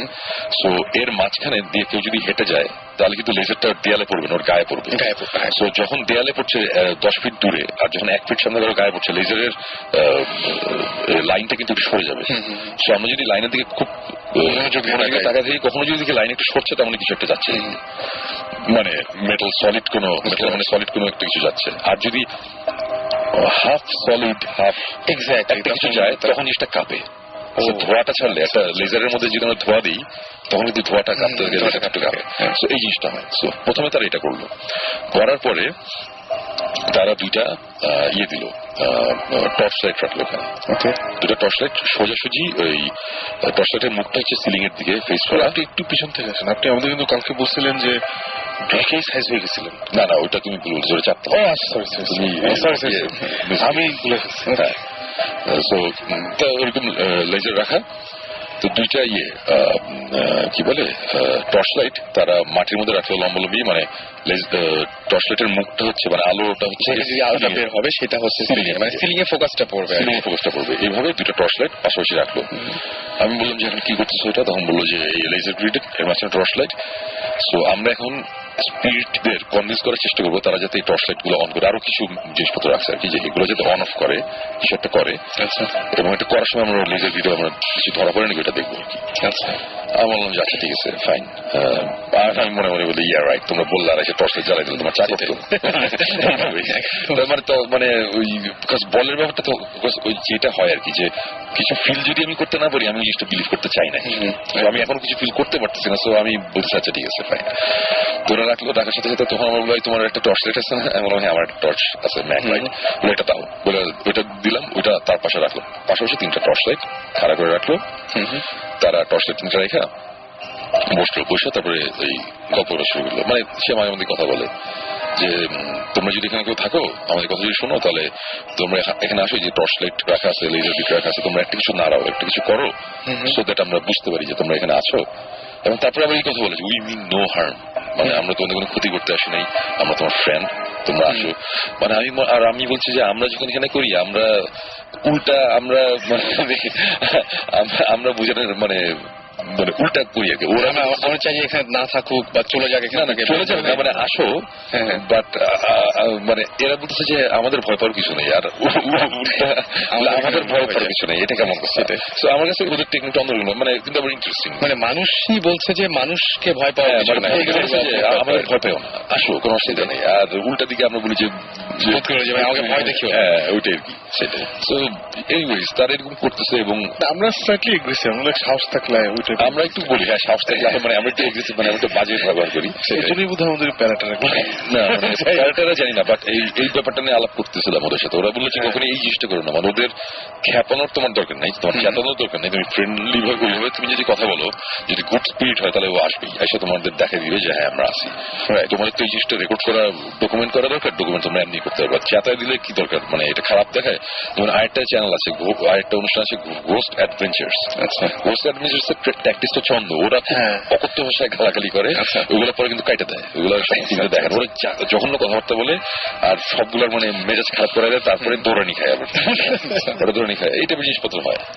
তো এখানে তারা খুব ভদ্র হয়ে কথা বলতেছে যে আসো, এই করো, ওইগুলো বলতেছে। আমরা বসেছি 10 মিনিট 15 মিনিট, 45 মিনিটস পার হয়ে গেছে। মানে বসে থাকার অভ্যাস আমাদের আছে, আমরা একবার সিলেটের একটা ইনভেস্টিগেশনে আমরা 3 রাত বসেছিলাম, তারপরে 1 রাতের জন্য ঢাকা আসছি, 1 রাত পরে আবার গিয়ে আবার 3 রাত বসেছিলাম, এরকম আমাদের 4th টাইমে গিয়ে আমাদের এক্সপিরিয়েন্স আছে। সো এই জিনিসটা আমরা পারি বসে থাকতে, এটা আমরা করতে করতে অভ্যস্ত 1.5 বছরে। বসে আছি, বসে থাকতে থাকতে হঠাৎ করে মানে খুব অসম্ভব রকম একটা জিনিস হলো, সেটা হচ্ছে যে এত লেজার গ্রিডের মধ্যে কোন লেজার কাঁপতেছে না কাঁপতেছে এটা তো আমার বোঝার কথা না, মানে আর ওরা এক্সপার্ট। সো হঠাৎ করে বলেছে কি যে লোক এত গ্রিড বলতেছে, আমার যে কোথায় মানে বিশেষ করে বলছে সুইচে দেখো এইগুলো বলতেছে, কিন্তু ওর কথা শেষ হয় নাই। ওর কথা শেষ হওয়ার আগে ঠাস করে আমার টর্চ লাইট অন হয়েছে আমার চোখের সামনে, আমার চোখের সামনে একটা আমার টর্চ লাইট, এটা গোস্ট কন্ট্রাস্টের টর্চ লাইট না, এটা মানে হোম ডিপো থেকে কেনা নতুন একটা টর্চ লাইট। টর্চ লাইটটা চোখের সামনে অন হয়েছে এবং তখন অন হওয়ার সাথে সাথে আমার সাথে তমাল ছিল, সে বলতেছে সৌরভ ভাই টর্চ লাইটটা অন হয়ে গেছে, আপনি দেখতেছেন? আমার বলছি হ্যাঁ অন হয়ে গেছে, অন হয়ে গেছে। মানে আমরা বলতেছি এটা কি, মানে কেউ নাই সামনে, কেমন টর্চ লাইট অন হবে কেমন? এবং এটা হচ্ছে একদমই মানে ওদের কিছু হলে হয়তো কোনো একটা ঝামেলা থাকতো বা কিছু, এটা হ্যাঁ এটা আমাদের টর্চ লাইট, আপনার টর্চ। হ্যাঁ সেটাই, আপনার টর্চে টর্চটা অন হলো এবং আমরা তখন বসে আছি, যা ঠিক আছে। তখন এমি বলে কি যে এই টর্চটা অন হয়ে গেছে, আমরা বুঝতেছি, সে জোরে জোরে বলতেছে এটা ম্যাল ফাংশনের কারণেই হতে পারে। সো টর্চটা যদি অফ হয়ে যায় তাহলে বুঝবো যে একটা কিছু আছে। ওর কথা শেষ হয়নি, টর্চ লাইট অফ হয়ে গেছে, মানে কথাটা শেষও করতে দেয়নি, টর্চ লাইট অফ। তারপর বলতেছে কি যে পাশে একটা পার্পল কালারের একটা টর্চ লাইট ছিল, এটা ওদের। বলছে পার্পল টর্চ লাইটটা যদি জ্বলে তাহলে খুব ভালো হয়, তোমরা একটু পার্পলটাও জ্বালাও, তাহলে আমরা বুঝবো, আমরা পুরোপুরি শিওর হবে এটা তোমরা একটু জ্বালাও। আচ্ছা, মানে ওরা পুরো মানে নর্মাল ফ্রেন্ডের মতন, যে এই বাংলাদেশ থেকে এসেছে এত দূর থেকে ওরা দেখতে আসছে, তোমরা একটু কিছু করে দেখাও। মানে এখন অ্যাজ ইফ মানে বাসায় গেছি, হ্যাঁ মা তুমি গান গাইতে পারো একদম। হ্যাঁ মানে আমি খুব অবাক এবং বিশ্বাস করবো না, চোখের সামনে পার্পল টর্চ লাইট অন হয়েছে। এবং আমি তখন বলছি যে এগুলো কি হচ্ছে, মানে ওইটাই আমি বলছিলাম যে এটা যদি ওদের টর্চ লাইট হতো, ওদের জিনিস হতো, এটা আমি ভাবতে দিতাম না। আচ্ছা ঠিক আছে, এগুলো বহুত আছে, এগুলো বুঝি, আমরা হাইটেক। কিন্তু এই জিনিস আমার টর্চ লাইট ওরা কেমনে অন করবে সেটা আমি এখনো জানি না, এবং কেমনে অন হলো এটা জানি না। এই একটা ইনসিডেন্টের পরে তারপর থেকে আমি, তখনও কি আপনি কোনো কিছু ফিল করছিলেন না? তখনও আমি অ্যাকচুয়ালি কিছু ফিল করতেছি না। আচ্ছা, আমি দেখে একটু অবাক হয়েছি যখন ওই টর্চ লাইট অন অফ হয়েছে, তখন আমি বলতেছি যে এটা কি হচ্ছে, এরকম একটা জিনিস। আচ্ছা, এসব জিনিস হচ্ছে, হওয়ার পরে আচ্ছা ঠিক আছে ফাইন, দোতলায় 3 তলায় অনেকক্ষণ ছিলাম, থাকার পরে 3 তলায় অনেকক্ষণ আসি, থাকার পরে আমরা এখন ইয়ে করবো, 4 তলায় যাবো। তো 4 তলায় যাইতে যেতে আমার স্টিভ বলতেছে যে 4 তলাটা হচ্ছে খুব বাজে, আমার 4 তলায় ইউজুয়ালি যেতে ভালো লাগে না। আচ্ছা, আমি বলি যে এরা বলতেছে 4 তলায় যেতে ভালো লাগে না, এটা কেমন হতো, এটা কেন কিসে? ওই না তেমন কিছু না, বাট মানে আই ফিল আনকমফোর্টেবল। আচ্ছা, whenever I been there, মানে it was different. আমার কাছে ঠিক আছে ফাইন, 4 তলায় কি হবে, মানে আমি ততক্ষণে মানে ভয় পাইতেছি, একটু অবাক হচ্ছি, কিন্তু তারপরে একটা কিন্তু, মানে এটা একটা বড় একটা টিভি চ্যানেলের লোকজন, এদের কাজ হচ্ছে ম্যাজিশিয়ানের মতন ম্যাজিক দেখানো বা ভয় দেখানো। সো এদের হয়তো বা হাইটেক অনেক কিছু আছে যেগুলো আমাদের নাই। সো মানে একটা কোশ্চেন কিন্তু তখনও ছিল। Okay, but the minute I stepped into it, মানে 4 তলার আমি ফ্লোরে পাটা দিলাম, পাটা দেওয়ার সাথে সাথে আমি বুঝলাম যে something is very wrong here. এবার আপনার ফিল করতে, এবার আমি ফিল, মানে আমি এতটুকু বলবো যে আমি লাইফে অনেক জায়গায় গেছি, অনেক এক্সপিরিয়েন্স হয়েছে। এই যে একটু আগে বলছিলাম কাছাকাছি থেকে শ্মশানঘাটে গেছিলাম। সো অনেকভাবে ভয় পেয়েছি, বা অনেক সময় মনে হয়েছে যে অনেক কিছু আছে এখানে, এইটাই আমরা একটা যে খুলনা ডিভিশনে যে বাসে, ওই বাসে আমরা গিয়েও অনেক এক্সপিরিয়েন্স হয়েছে। বাট সবকিছুতেই যাওয়ার পরে সাথে সাথে না, মানে একটু অ্যাটলিস্ট টাইম বা একটু কেমন জানি অস্বস্তি লাগতে থাকে, তারপর আস্তে আস্তে বাড়তে থাকে। বাট দ্য মিনিট মানে আমি 4 তলায় আমি জাস্ট পাটা দিয়েছি ফ্লোরের মধ্যে, মানে আমি স্টেপ অন ইট, মানে আমার মনে হয়েছে যে সামথিং ইজ ভেরি রং, মানে 4 তলাটা প্রবলেম আছে। মানে সাথে সাথে আমার মনে হচ্ছে যে খুবই খারাপ একটা জায়গায় আমরা আছি, এই জায়গাটা ভালো না। আমি জানি না কেন আমার এটা হয়েছে, বাট এটা হয়েছে seriously, I am not joking, I am not kidding. এটা আমার এখানে কনভিন্স করার কিছু নাই, যাদের বিশেষ করে করবে যারা করবে না, বাট আমি ফিল করেছি যে something is very wrong here. এবং ওই সিঁড়ি দিয়ে আমরা প্যাসেজটাতে উঠলাম। প্যাসেজে ওঠার পরে আমরা সিঁড়িটা দিয়ে যেখান দিয়ে উঠলাম ওটার ডান দিকে, মানে আমরা মাঝখানে উঠেছি বিল্ডিংটার। সো ডান দিক দিয়ে প্যাসেজের লাস্ট মাথা আছে, বাম দিক দিয়ে প্যাসেজের লাস্ট মাথা আছে। আমরা মিডলে একটা জায়গা দিয়ে সিঁড়িতে 4 তলায় উঠলাম। ওঠার পরে আমি জাস্ট ডান দিকে তাকিয়েছি, মানে আমি সিঁড়িতে প্যাসেজে উঠলাম, ওঠার পর একটা লম্বা একটা প্যাসেজ, মানে লম্বি। তো আমি প্যাসেজের ডান দিকে তাকিয়েছি লাস্ট মাথা পর্যন্ত। তাকানোর সাথে সাথে মানে মাঝখানে না কিছু কি বলবো দরজা আছে। আচ্ছা, মাঝখানে বেশ কিছু লোহার দরজা, মাঝখানে দরজার ফাঁক দিয়ে আবার একটা ছোট জানালা, ওই সাইডটা দেখা যায় আর কি, ওই সাইডে কি দেখা যায়। তো এই 4 তলাটাতে, আচ্ছা 4 তলার আর কিছু কাহিনী আছে। এই আসলে আমি ক্রিমিনালি ইনসেন কিছু লোকজনদের রাখা হতো, যারা এত বেশি ইনসেন, তারা ক্রিমিনাল অ্যাক্টিভিটিস, মানে মানুষজন মারতো, এই করতো, ক্ষতি করতো। পুরো বদ্ধ পাগল যাদের বলে আর কি, যাদের ওই যে বেরি দিয়ে বা 4 তলায় একটা সেকশন আছে, ওখানে ওদের রাখা হতো। এবং একটা লোক আরেকটা পেশেন্টকে ওই প্রচন্ড ভাবে মারতে মারতে অজ্ঞান করে ফেলে, তারপরে মাটিতে ফালায়। মাটিতে ফালানোর পরে একটা স্টিলের খাট ছিল, খাটের পায়া দিয়ে মানে খাটটা দিয়ে বাড়ি দিতে দিতে ওর মাথা পুরা ছাতলায় ফেলছিল আর কি। এইভাবে মারছিল একজনকে, তারপর আরেকজন আসলে ওকেও স্টাপ করছিল। মানে অনেক বাজে বাজে ঘটনা আছে এখানে। তো এই জায়গাটা এমনি একটু অন্যরকম। এই ঘটনাগুলো অ্যাকচুয়ালি আমি শুনেছি পরে, তখন জানতাম না, যখন ঢুকছিলাম আর কি চারতলায়। সো ঢোকার পরে চারতলায় আমি জাস্ট ডান দিকে তাকানোর সাথে সাথে আমার মনে হয়েছে অনেক দূরে, মানে প্যাসেজের লাস্ট মাথায় আমি একটা কিছু দেখছি, মানে গ্রিন কালারের সবুজটা মানে ড্যাম্প টাইপের সবুজ না, বেশ ব্রাইট উজ্জ্বল ধরনের সবুজ, লেজারের মতো অনেকটা এরকম ধরনের। জোনাকির চেয়ে জোনাকি তো ঘোলা, একটু একটু ঘোলা, এটা স্টার টাইপের। এটা বেশ ব্রাইট, এটা আমি ঠিক বুঝতে পারছি না, বেশ ব্রাইট। একটা আলো না, কি বলবো, অনেকগুলো মানে একটা না, প্রায় 12-14টা ছোট ছোট আলো টাইপের।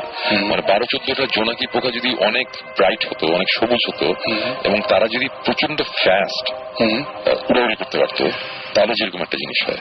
ওকে, ভয়ঙ্কর ভাবে লাফালাফি করছে আকাশের মধ্যে, মানে প্যাসেজের মধ্যে লাস্ট মাথায়। আমি ওটা দেখেই আমি জাস্ট আমার স্বভাব অভ্যাসবশত আমি দৌড় দিচ্ছি ওখানে দেখার জন্য জিনিসটা কি, আমার এটা বের করতে হবে। ইউজুয়ালি কি হয় যে এরকম দিকে একটা জিনিস দৌড় দিই, সাথে সাথে জিব্রান আর সাকিব দৌড়ে আসতে থাকে সামনে, এরকম একটা ব্যাপার থাকে। কিন্তু আমি যখন দৌড়ানো শুরু করলাম বুঝলাম আমার সাথে কেউ নাই, এখানে তো বহুত স্টিপ নাই, আমি একা। আমি দৌড়াইতে আমার পাশে তমাল ছেলে ছিল, আমি তমালকে জাস্ট বলছি, তমাল তুমি দেখছো? তমাল বলে হ্যাঁ সময় দেখছি। আচ্ছা, আমি দৌড়েছি, তমালের সময় থামেন, কেউ নাই, থামেন। আমি তো তখন দৌড়ে অনেকখানি চলে গেছি, দেখলাম যে তমালও আসতেছে না। ঠিক ওই সময় স্টিভ দূর থেকে কোথা থেকে যে দৌড়ে আসতো, আইসা বললো যে মানে সেও দেখছে আর কি। আমরা দুজনই তখন দৌড়, ওর হাতে ক্যামেরা, ও দৌড়াচ্ছে, আমি দৌড়াচ্ছি, দৌড়ে লাস্ট মাথায় গেলাম। লাস্ট মাথায় যাওয়ার আগেই লাইটটা থাপ নাই, হঠাৎ করে নাই, লাস্টটা পুরো ভ্যানিশ, লাইটটা নাই। আমরা ওখানে দাঁড়ালাম, বললাম যে এটা কি, বললো যে এর আগের বার যখন আমরা আসছি আমাদের বেশ কিছু এক্সপিরিয়েন্স আছে, বাট এই জিনিস আমরা আগে কখনো দেখিনি, এটা আমরা ফার্স্ট দেখলাম। এটা প্রথম কি হলো, তো ডকুমেন্টেশন কতখানি হয়েছে জানি না, বাট যতখানি হয়েছে মানে ওরা খুব একটা খুশি না যে পুরোপুরি হয় জিনিসটা ভিডিও করতে পারেনি। বাট এটা নিয়ে আমরা তখন অনেকক্ষণ কথা বলতেছি, এবং ততক্ষণে কিন্তু আমি এতটুকু টের পেয়ে গেছি যে এই ফ্লোর মানে একদম এই ফ্লোর একদমই নিরাপদ না আর কি, মানে ওই টাইপের এই ফ্লোরের প্রবলেম আছে। তো তখনই অ্যাকচুয়ালি আমি কথা বলা শুরু করলাম যে এই ফ্লোরে কি হয় না হয়। তখন আমাকে বললো যে এখানে ক্রিমিনাল ইনসিডেন্টদের রাখা হতো, এখানে এইভাবে 2টা মার্ডার হয়েছিল একটা রুমের মধ্যে, ওই রুমের মধ্যে এই হয়েছে। তারপরে যে রুমের মধ্যে মার্ডার, ওই রুমের মধ্যে ঢুকলাম। ঢোকার পরে আমরা তো সব রুমে যে ছবি টবি তুলতেছি, হ্যাঁ, তো ওই রুমের ওই ডিজিটাল ক্যামেরায় ছবি তুলতো, ওই রুমে ছবি তুললো। ছবিটা হচ্ছে আমি আর হচ্ছে তমাল ছেলেটা, সে আর ছবিটা তুলতেছিল হচ্ছে যে স্টিভ। তো আমার সাথে ট্যাঙ্গো আরেকজন আছে, আমরা 3জন দাঁড়ায় আছি। তো ছবি তুললে দুইটা সে একটা মুখ দিয়ে একটা বাজে ভাষা বললো যে ওয়াট দ্য হেল টাইপের একটা জিনিস বললো, যে হেল বলে নেই, অন্য জিনিস বললাম যে কি ব্যাপার, বলে যে ছবি আসেনি। বলে দেখলাম যে পুরো সাদা, মানে ছবিটা হচ্ছে ওভার এক্সপোজ হয়ে যেটা হয়, পুরো সাদা একটা ছবি আসছে। আমি বললো যে আবার তুলো, সেকেন্ড টাইম ছবি আসলো না, থার্ড টাইম ছবিটা, এটা তো অটোমেটিক ক্যামেরা ছবি উঠছে, ভুলার কথা না। তো 2-3 বার হলো, এবং ওই যখন ওভার এক্সপোজ 2বার ছবি হলো, হওয়ার সাথে সাথে দেখলাম সবাই সবার দিকে তাকাচ্ছে। আমি বললাম যে তারা নিজেরা একটা কিছু করতেছে, যে সামথিং ইজ রং। এবং ওই টিমের বাকি ছিল যে ওদের ওয়্যারলেস করলো, ওরা আবার আসলো, তখন আবার 6-7 জন আমরা একসাথে হয়ে গেলাম। হওয়ার সাথে সাথে তারা দেখলাম যে এখানে ওই যাবতীয় ইকুইপমেন্ট বসানো শুরু করছে। আমি তখন বললাম যে এটা কি হতেছে, ওরা ততক্ষণ ইলেকট্রোম্যাগনেটিক ফিল্ড সব বের করে মাপা শুরু করছে, যে বললো যে এখানে প্রবলেম আছে। আমি বললাম যে এই এতক্ষণে পাইছে, আমি বললাম যে এই জিনিসটা আমি তোমাদের বলতেছি যে 4 তলায় প্রবলেম আছে, আমি তোমাদের 1 তলা 2 তলা 3 তলা ভুয়া, এখানে কিচ্ছু না। ওই এক জায়গায় এখানে বল নড়ছে কি নড়ে নাই, ওই লাইট জ্বলছে কি চলে নাই, আমি বুঝি না, এগুলা হয়েছে, কিন্তু এইখানে কিছু আমি এখন ফিল করতেছি, এতক্ষণ আমি কিছু ফিল করিনি। ওকে, ওই টিমও তখন সিরিয়াস হয়ে গেছে, আচ্ছা ঠিক আছে এই ব্যাপার হাবিজাবি এগুলো হইতে তারপরে আমরা যেটা করলাম যে আমরা ভৌতিষ্ঠ যেটা করি এরা ওটা করে, দেখলাম যে 2 ভাগে ভাগ হয়ে গেল, আলাদা 2 ভাগ হয়ে গেলাম। এক ভাগে হচ্ছে আমাদের সাথে ছিল হচ্ছে স্টিভ আর আরেকটা ছেলে, ওই গোস্ট হান্টার্সের টাইপের কেউ, মেন কেউ না, ছিল এমি আর ট্যাঙ্গো। আচ্ছা, ওরা ছিল গোস্ট হান্টার্সের, বাকি 2জন ছিল। আমাদের এই টিমের মধ্যে আমরা এখানে বসেছি, আমরা কথাবার্তা বলতেছি, আলাদা হয়ে গেছে, আরেকটা টিম আলাদা।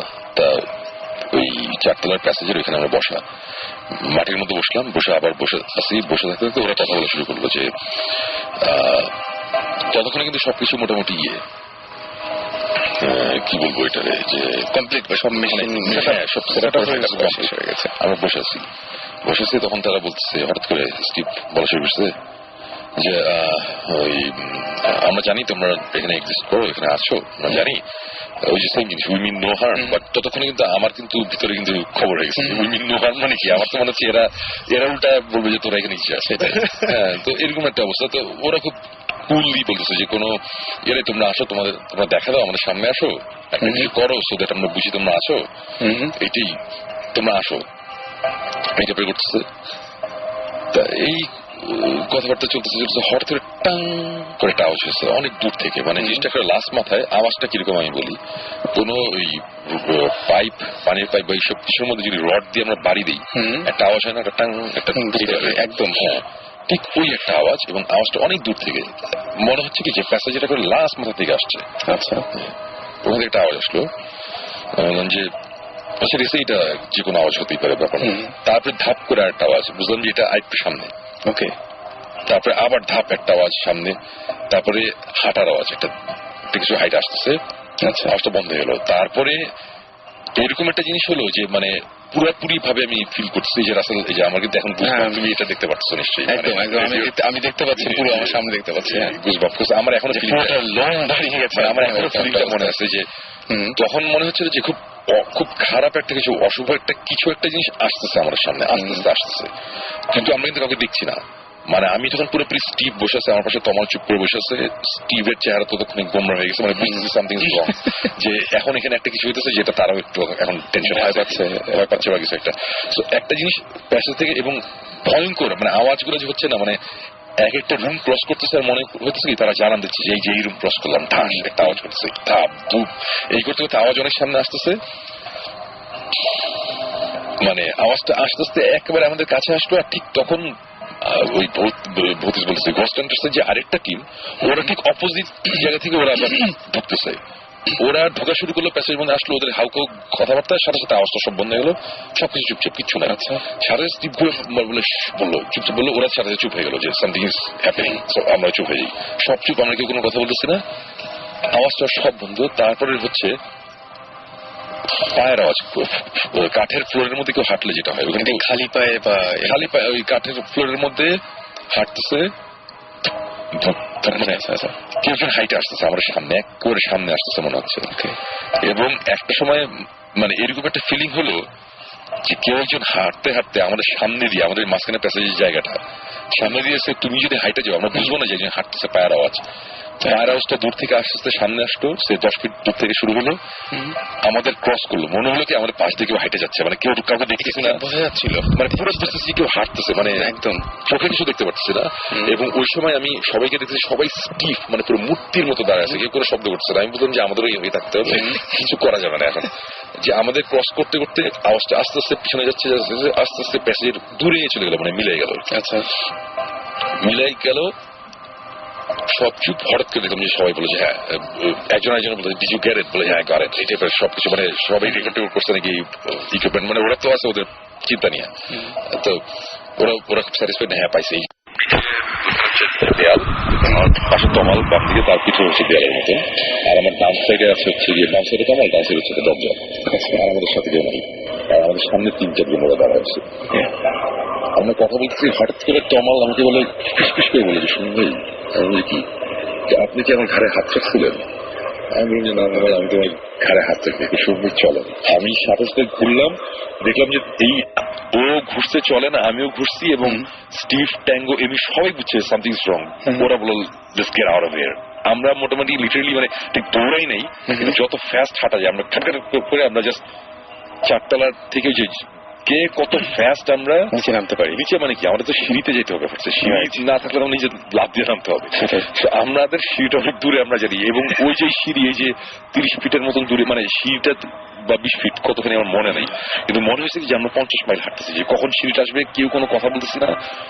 এবং বিশ্বাস করবো না আসলে, সিঁড়ি থেকে জাস্ট মানে আমরা জাস্ট ওই ফ্লোর থেকে যে সিঁড়িতে উঠে কয়েকটা স্টেপ নিচে নামছি, সাথে সাথে মনে হচ্ছে এভরিথিং ইজ ফাইন, কোনো প্রবলেম নেই। কোনো প্রবলেম নেই, মানে আমরা এখানে আসি, এখানে কোনো সমস্যা নেই, এভরিথিং ইজ টোটালি পারফেক্ট, ওকে, মানে এখানে ভয়ের কিছু নাই। মানে অথচ যতক্ষণ ধরে আমরা এখানে ছিলাম, মানে একটা সময় যখন হাইট আসতেছে তখন মনে হচ্ছে কি যে কখন রাস্তাটা শেষ হবে, কখন আমরা দরজাটা দিয়ে আমরা সিঁড়ির মধ্যে ঢুকতে পারবো আর কি। এবং আমরা যখন বাইর হয়েছি, বাইর হওয়ার পরে দেখলাম যে মানে স্টিভ, ট্যাঙ্গো, এমি, তিনজনের অবস্থা আমি যেটা বুঝলাম যে তারা খুবই স্যাটিসফাইড, তারা ভয় পেয়েছে, ভালো কিছু পেয়েছে, তারা খুব ইন্টারেস্টিং কিছু জিনিসপত্র পাইছে। তা আমি বললাম যে আমরা কি তোমাদের ফুটেজ নিতে পারি নাকি? আনফর্চুনেটলি এটা সাইফাই চ্যানেলের কপিরাইটেড ম্যাটেরিয়াল, এটা আমরা ইউজ করতে পারবো না। সো ওরা বললো যে এটা পারবো না, বা তোমাদের আমরা দেখাইতে পারি। তারপরে আমাদের বসায়া মানে ওদের যে মোবাইল HQ ওই গাড়ির মধ্যে বসে যতখানি যা দেখানোর দেখালো, মানে ওরা ইন্টারেস্টিং ব্যাপার হচ্ছে যে ওরা ওদের কাছে বেশ কিছু একটা ইকুইপমেন্ট ছিল যেগুলো আমাদের কাছে ছিল না, মানে ছিল না বলছে এই কারণে ওইগুলো আমরা পেয়েছি, আমাদের কাছে ছিল, ওরা দিয়েছে। সো ওরা যেভাবে জিনিসটা করে আর আমরা ভৌতিকটা যেভাবে করি আমাদের মধ্যে ডিফারেন্স আছে। যে আমরা যে ফাইজলামি করি, হ্যাঁ সামনে সাহস থাকলে সামনে আই, মাঝে মধ্যে আমরা এই টাইপের ফাইজলামি করি, মাঝে মাঝে চুপ করে বসে থাকি যদি কিছু হয়। ওরা দেখি কি ডিরেক্ট একটা কন্ট্যাক্ট করার চেষ্টা করে, কমিউনিকেট করার একটা চেষ্টা করে। সো এই ডিরেক্ট কমিউনিকেশনের ব্যাপারটা আমার কাছে খুব ভালো লেগেছে। এবং আমার মনে হয় যে আমি তখনই ওই সাকিবদের তখন কল দিয়ে বললাম, সাকিব আমি যে কি দেখলাম কি শুনলাম আমি বুঝতেছি না, আমার এখনো বিশ্বাস হচ্ছে না এই টাইপের জিনিসপত্র হয়েছে।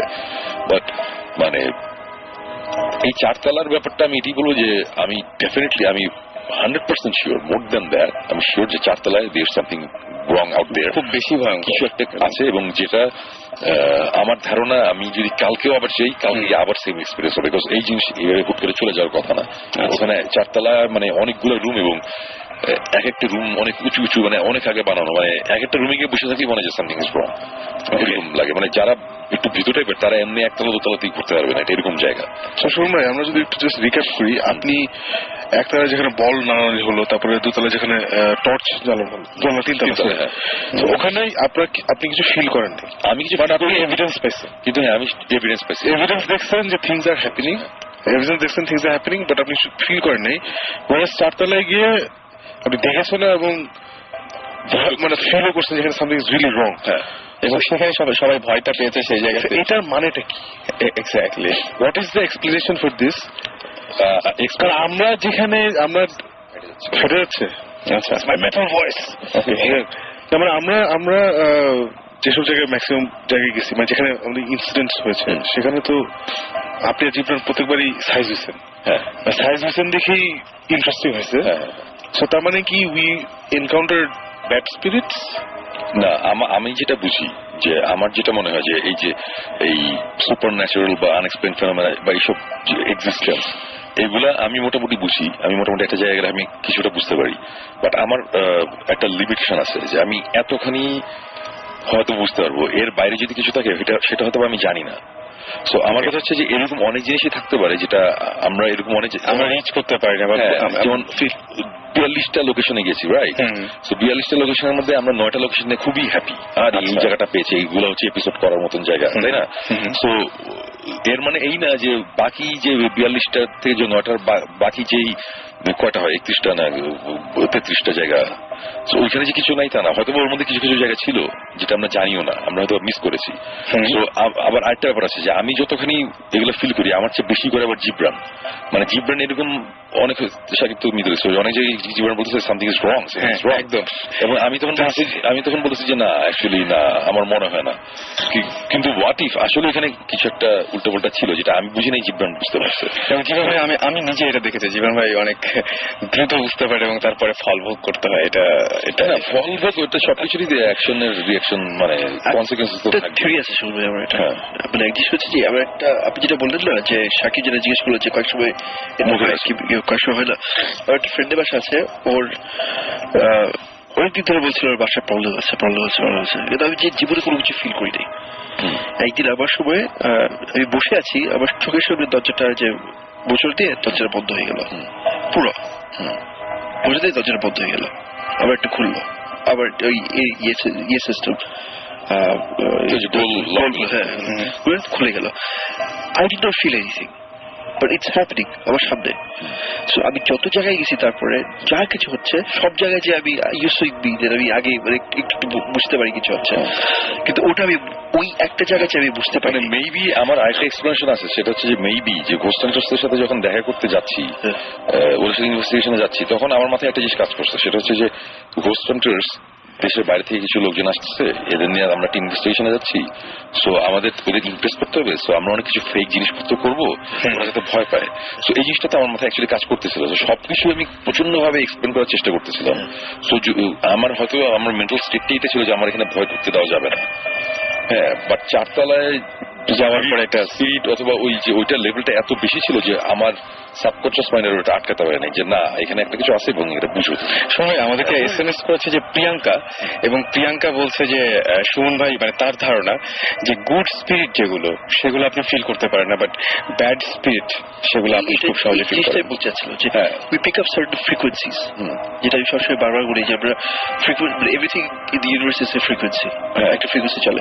সো আমরা যেটা ধরি, আমি যেটা বারবার ফিল করছি, it's certain frequencies that we pick up. না, আবার আরেকটা ব্যাপার আছে যে এই যে গুড স্পিরিট যে ধরতে পারি না, ব্যাড স্পিরিট, বাট এটা যদি হয় তাহলে আমাদের ভৌতিকের পাইলট এপিসোড, আমাদের ফার্স্ট এপিসোড যেটা ছিল, মানে মানুষজন এখনো দেখে নাই, আমাদের যেটা দিয়ে অ্যাকচুয়ালি ভৌতিকটা শুরু হয়, আমরা একটা বাংলোতে গেছিলাম শ্রীপুরে। হ্যাঁ, আচ্ছা, ওই বাংলো বাড়িতে আমাদের একটা শুটিং ছিল। সব বলে দিচ্ছে, না বলতেছি না,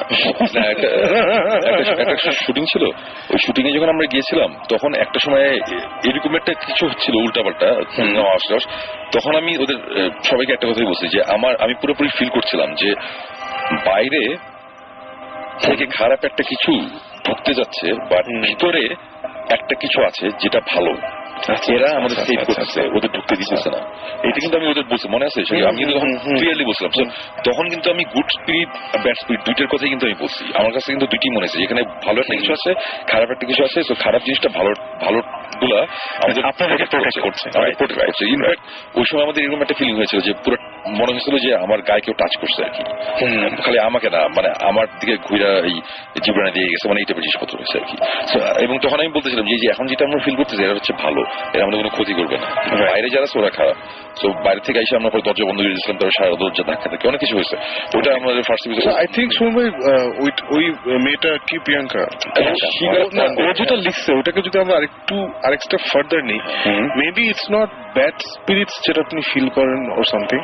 মেবি যখন আমরা কোথাও যাই এবং ওখানে কিছু একটা থাকে যেটা কোনো হার্মফুল ইন্টেনশন থাকে, maybe that's what you pick up. Maybe, বুঝছেন? কারণ ওই মেয়েটা যখন বলটা খেলছিল, সে you didn't pick up anything because তার কোনো ব্যাড ইন্টেনশন ছিল না towards anybody in that room, তাই না? তারপর আপনার যখন ওই টর্চ যখন জ্বালানো বন্ধ হলো, ওটা জাস্ট আপনার সাথে ইন্টারঅ্যাক্ট করছিল, দ্যাটস ইট, কোনো ইন্টেনশন ছিল না খারাপ। সো ওই এখন আপনি যেটা ওই যে বাংলার কথা বললেন বা ওই চারতলায় গিয়ে যেটা হলো, ওখানে I guess you or Jibran, you guys pick up the intention. যখন কোনো ইন্টেনশন স্পেসিফিকলি থাকে যে আমাদের ক্ষতি বা কিছুটা করবে, মেবি দ্যাটস ওই ইন্টেনশনটা পাসেস থ্রু। মানে মেবি আমরা কিন্তু সবই কিন্তু আমরা ধরে নিচ্ছি, মেবি তো আসলে। হ্যাঁ, আর কিন্তু আবার দেন এগেন ইরেশের বাংলোতে যেটা হয়েছিল, আমরা যে ছিলাম, মানে ইরেশের বাংলোতে আমি এবং জীবন পুরোপুরি ফিল করছি আমাদের পিছনে একটা কিছু এসে বসে আছে। সে দৌড় দিয়ে যখন চলে গেছে জিনিসটা দূরে যখন চলে যাচ্ছিল, যেই প্যাথওয়ে দিয়ে যাচ্ছে, আমি বলতেছি যে ঠিক আমাদের পিছন বরাবর সেটা চলে যাচ্ছে, এবং ঠিক এই পিছনে এসে 50 ফুট 60 ফুট দূরে একটা কুকুর ছিল, শুয়েছিল। আচ্ছা, কুকুরটা হঠাৎ করে খাও খাও করে চিৎকার করে কান্না শুরু করলো। মানে আমি তখন বললাম যে ক্রস করলো, কুকুরটা টের পাইছে। এই যে ওর কি ইন্টেনশন ছিল জানি না, আমরা তো ওর তো ঘুরে ফিরে বেড়াচ্ছিল, ওর তো আমাদের কোনো ক্ষতি করে না, বাট আমরা বুঝতেছিলাম একটা কিছু আছে। না, নিশ্চয় maybe he was irritated, maybe he or it or whatever, maybe তার ম্যাচ খারাপ হচ্ছে যে রাত বিরেতে আমাদের ঘুমানোর কথা, ওখানে গিয়ে ওকে ডিস্টার্ব করছে। আচ্ছা, মানে আপনি যখন ঘুমাইতেছেন তখন গিয়ে ধরেন পাশের রুমে ধাম ধুম করলে ম্যাচ খারাপ হবে না? কিন্তু এই টাইপের প্রাণীদের বলা হয় সবসময় যে সবসময় টের পায় বা কিছু একটা মানুষের চাইতে বেশি বোঝে, কুকুর এরকম টাইপের। না, মানে কুকুরের কথা বলতেছে না, বলছে যে ওই স্পিরিটটাই হয়তো ডিস্টার্ব ছিল, ও হয়তো বা ম্যাচ খারাপ ছিল, এই কারণে হয়তো আমরা টের পেয়েছি। হতে পারে। মেইন ব্যাপারটা হচ্ছে যে অ্যাকচুয়ালি কিসে জিনিসটা ট্রিগার করতেছে আমি জানি না, বাট আমি এতটুকু বলবো ওই ট্রান্স আলাগানি লুনাটিক অ্যাসাইলাম ওয়েস্ট ভার্জিনিয়াতে যেটা আছে, মানুষজন এটা যদি অনলাইনে সার্চ দেয় তাহলে পাবে। আমি ডিক্যাপ্রিও একটা মুভিও দেখেছি, শশাঙ্ক বা এরকম টাইপের কিছু শাটার আইল্যান্ড শাটারল্যান্ডের সাথে মিল আছে, মানে অনেক মানে জায়গাটা যে জায়গাটার বর্ণনা দিচ্ছেন, হ্যাঁ ওই যে ক্যাসেল টাইপের একদম শাটার আইল্যান্ডের যে সিনগুলো, সেই সিনগুলো খুব কাছাকাছি। গোস্ট হান্টার্স ওয়েবসাইটে ওই জায়গাটা আছে, ওই লুনাটিক অ্যাসাইলামের নামটা এখন নেই, ওই সময় উঠে দিচ্ছে না, উঠে দিচ্ছে। এবং শুনে আমি একটা কথা বলবো যে প্রশ্ন আমার নিজেও জানতে ইচ্ছা করছে যে যখন কিনা মানে এরকম তো অনেকেই আমাদের SMS গুলো দেখলে বোঝা যায় যে অনেকেই অনেক কিছু দেখেন, অনেকে অনেক পরিস্থিতির মধ্যে পড়েন। আসলে কি করা উচিত ওই মুহূর্তে যখন সে ফিল করছে হ্যাঁ এখানে কিছুটা আছে বা কোন ঝামেলা হচ্ছে, ফার্স্ট অফ অল কি করা উচিত তার, তখন কি করা উচিত? আমার হয় না যে হাত কেটে গেলে একটা ফার্স্ট এইডের একটা কোনো ব্যাপার থাকে, কি করা উচিত? সবকিছুতে অ্যাকচুয়ালি মানে ফেইথ এটার মধ্যে একটা বড় পার্ট প্লে করে। এখন আমি যদি ইসলাম ধর্ম বিশ্বাস করি বা আমি হিন্দু ধর্ম বিশ্বাস করি বা যেটা করি, সব রিলিজনেই কোনো না কোনো একটা সিস্টেম বলা আছে যেটা ফলো করতে, ওইটা করতে হবে। আর যে এগুলা কিছু বিশ্বাস করে না, আমরা একটু ক্লিয়ার করে বলি, ফর এক্সাম্পল আয়াতুল কুরসি, আমি ডেফিনেটলি বলবো যে মানে আমি তো মুসলিম, আমি আমারটা জানি যে তিন কুল যেটা বলে আর কি, সূরা ফালাক, সূরা নাস, এগুলা পড়লে ইখলাস, এগুলা পড়া দরকার। আয়াতুল কুরসি একটা সিরিয়াস ব্যাপার, এবং এই আয়াতুল কুরসি আমার ধারণা এইসব সূরাটা আমার ধারণা আমাদের অ্যাটলিস্ট অন্য কাউকে না হলে আমাকে অনেক হেল্প করছে অনেক সময়, অনেক প্রবলেম থেকে।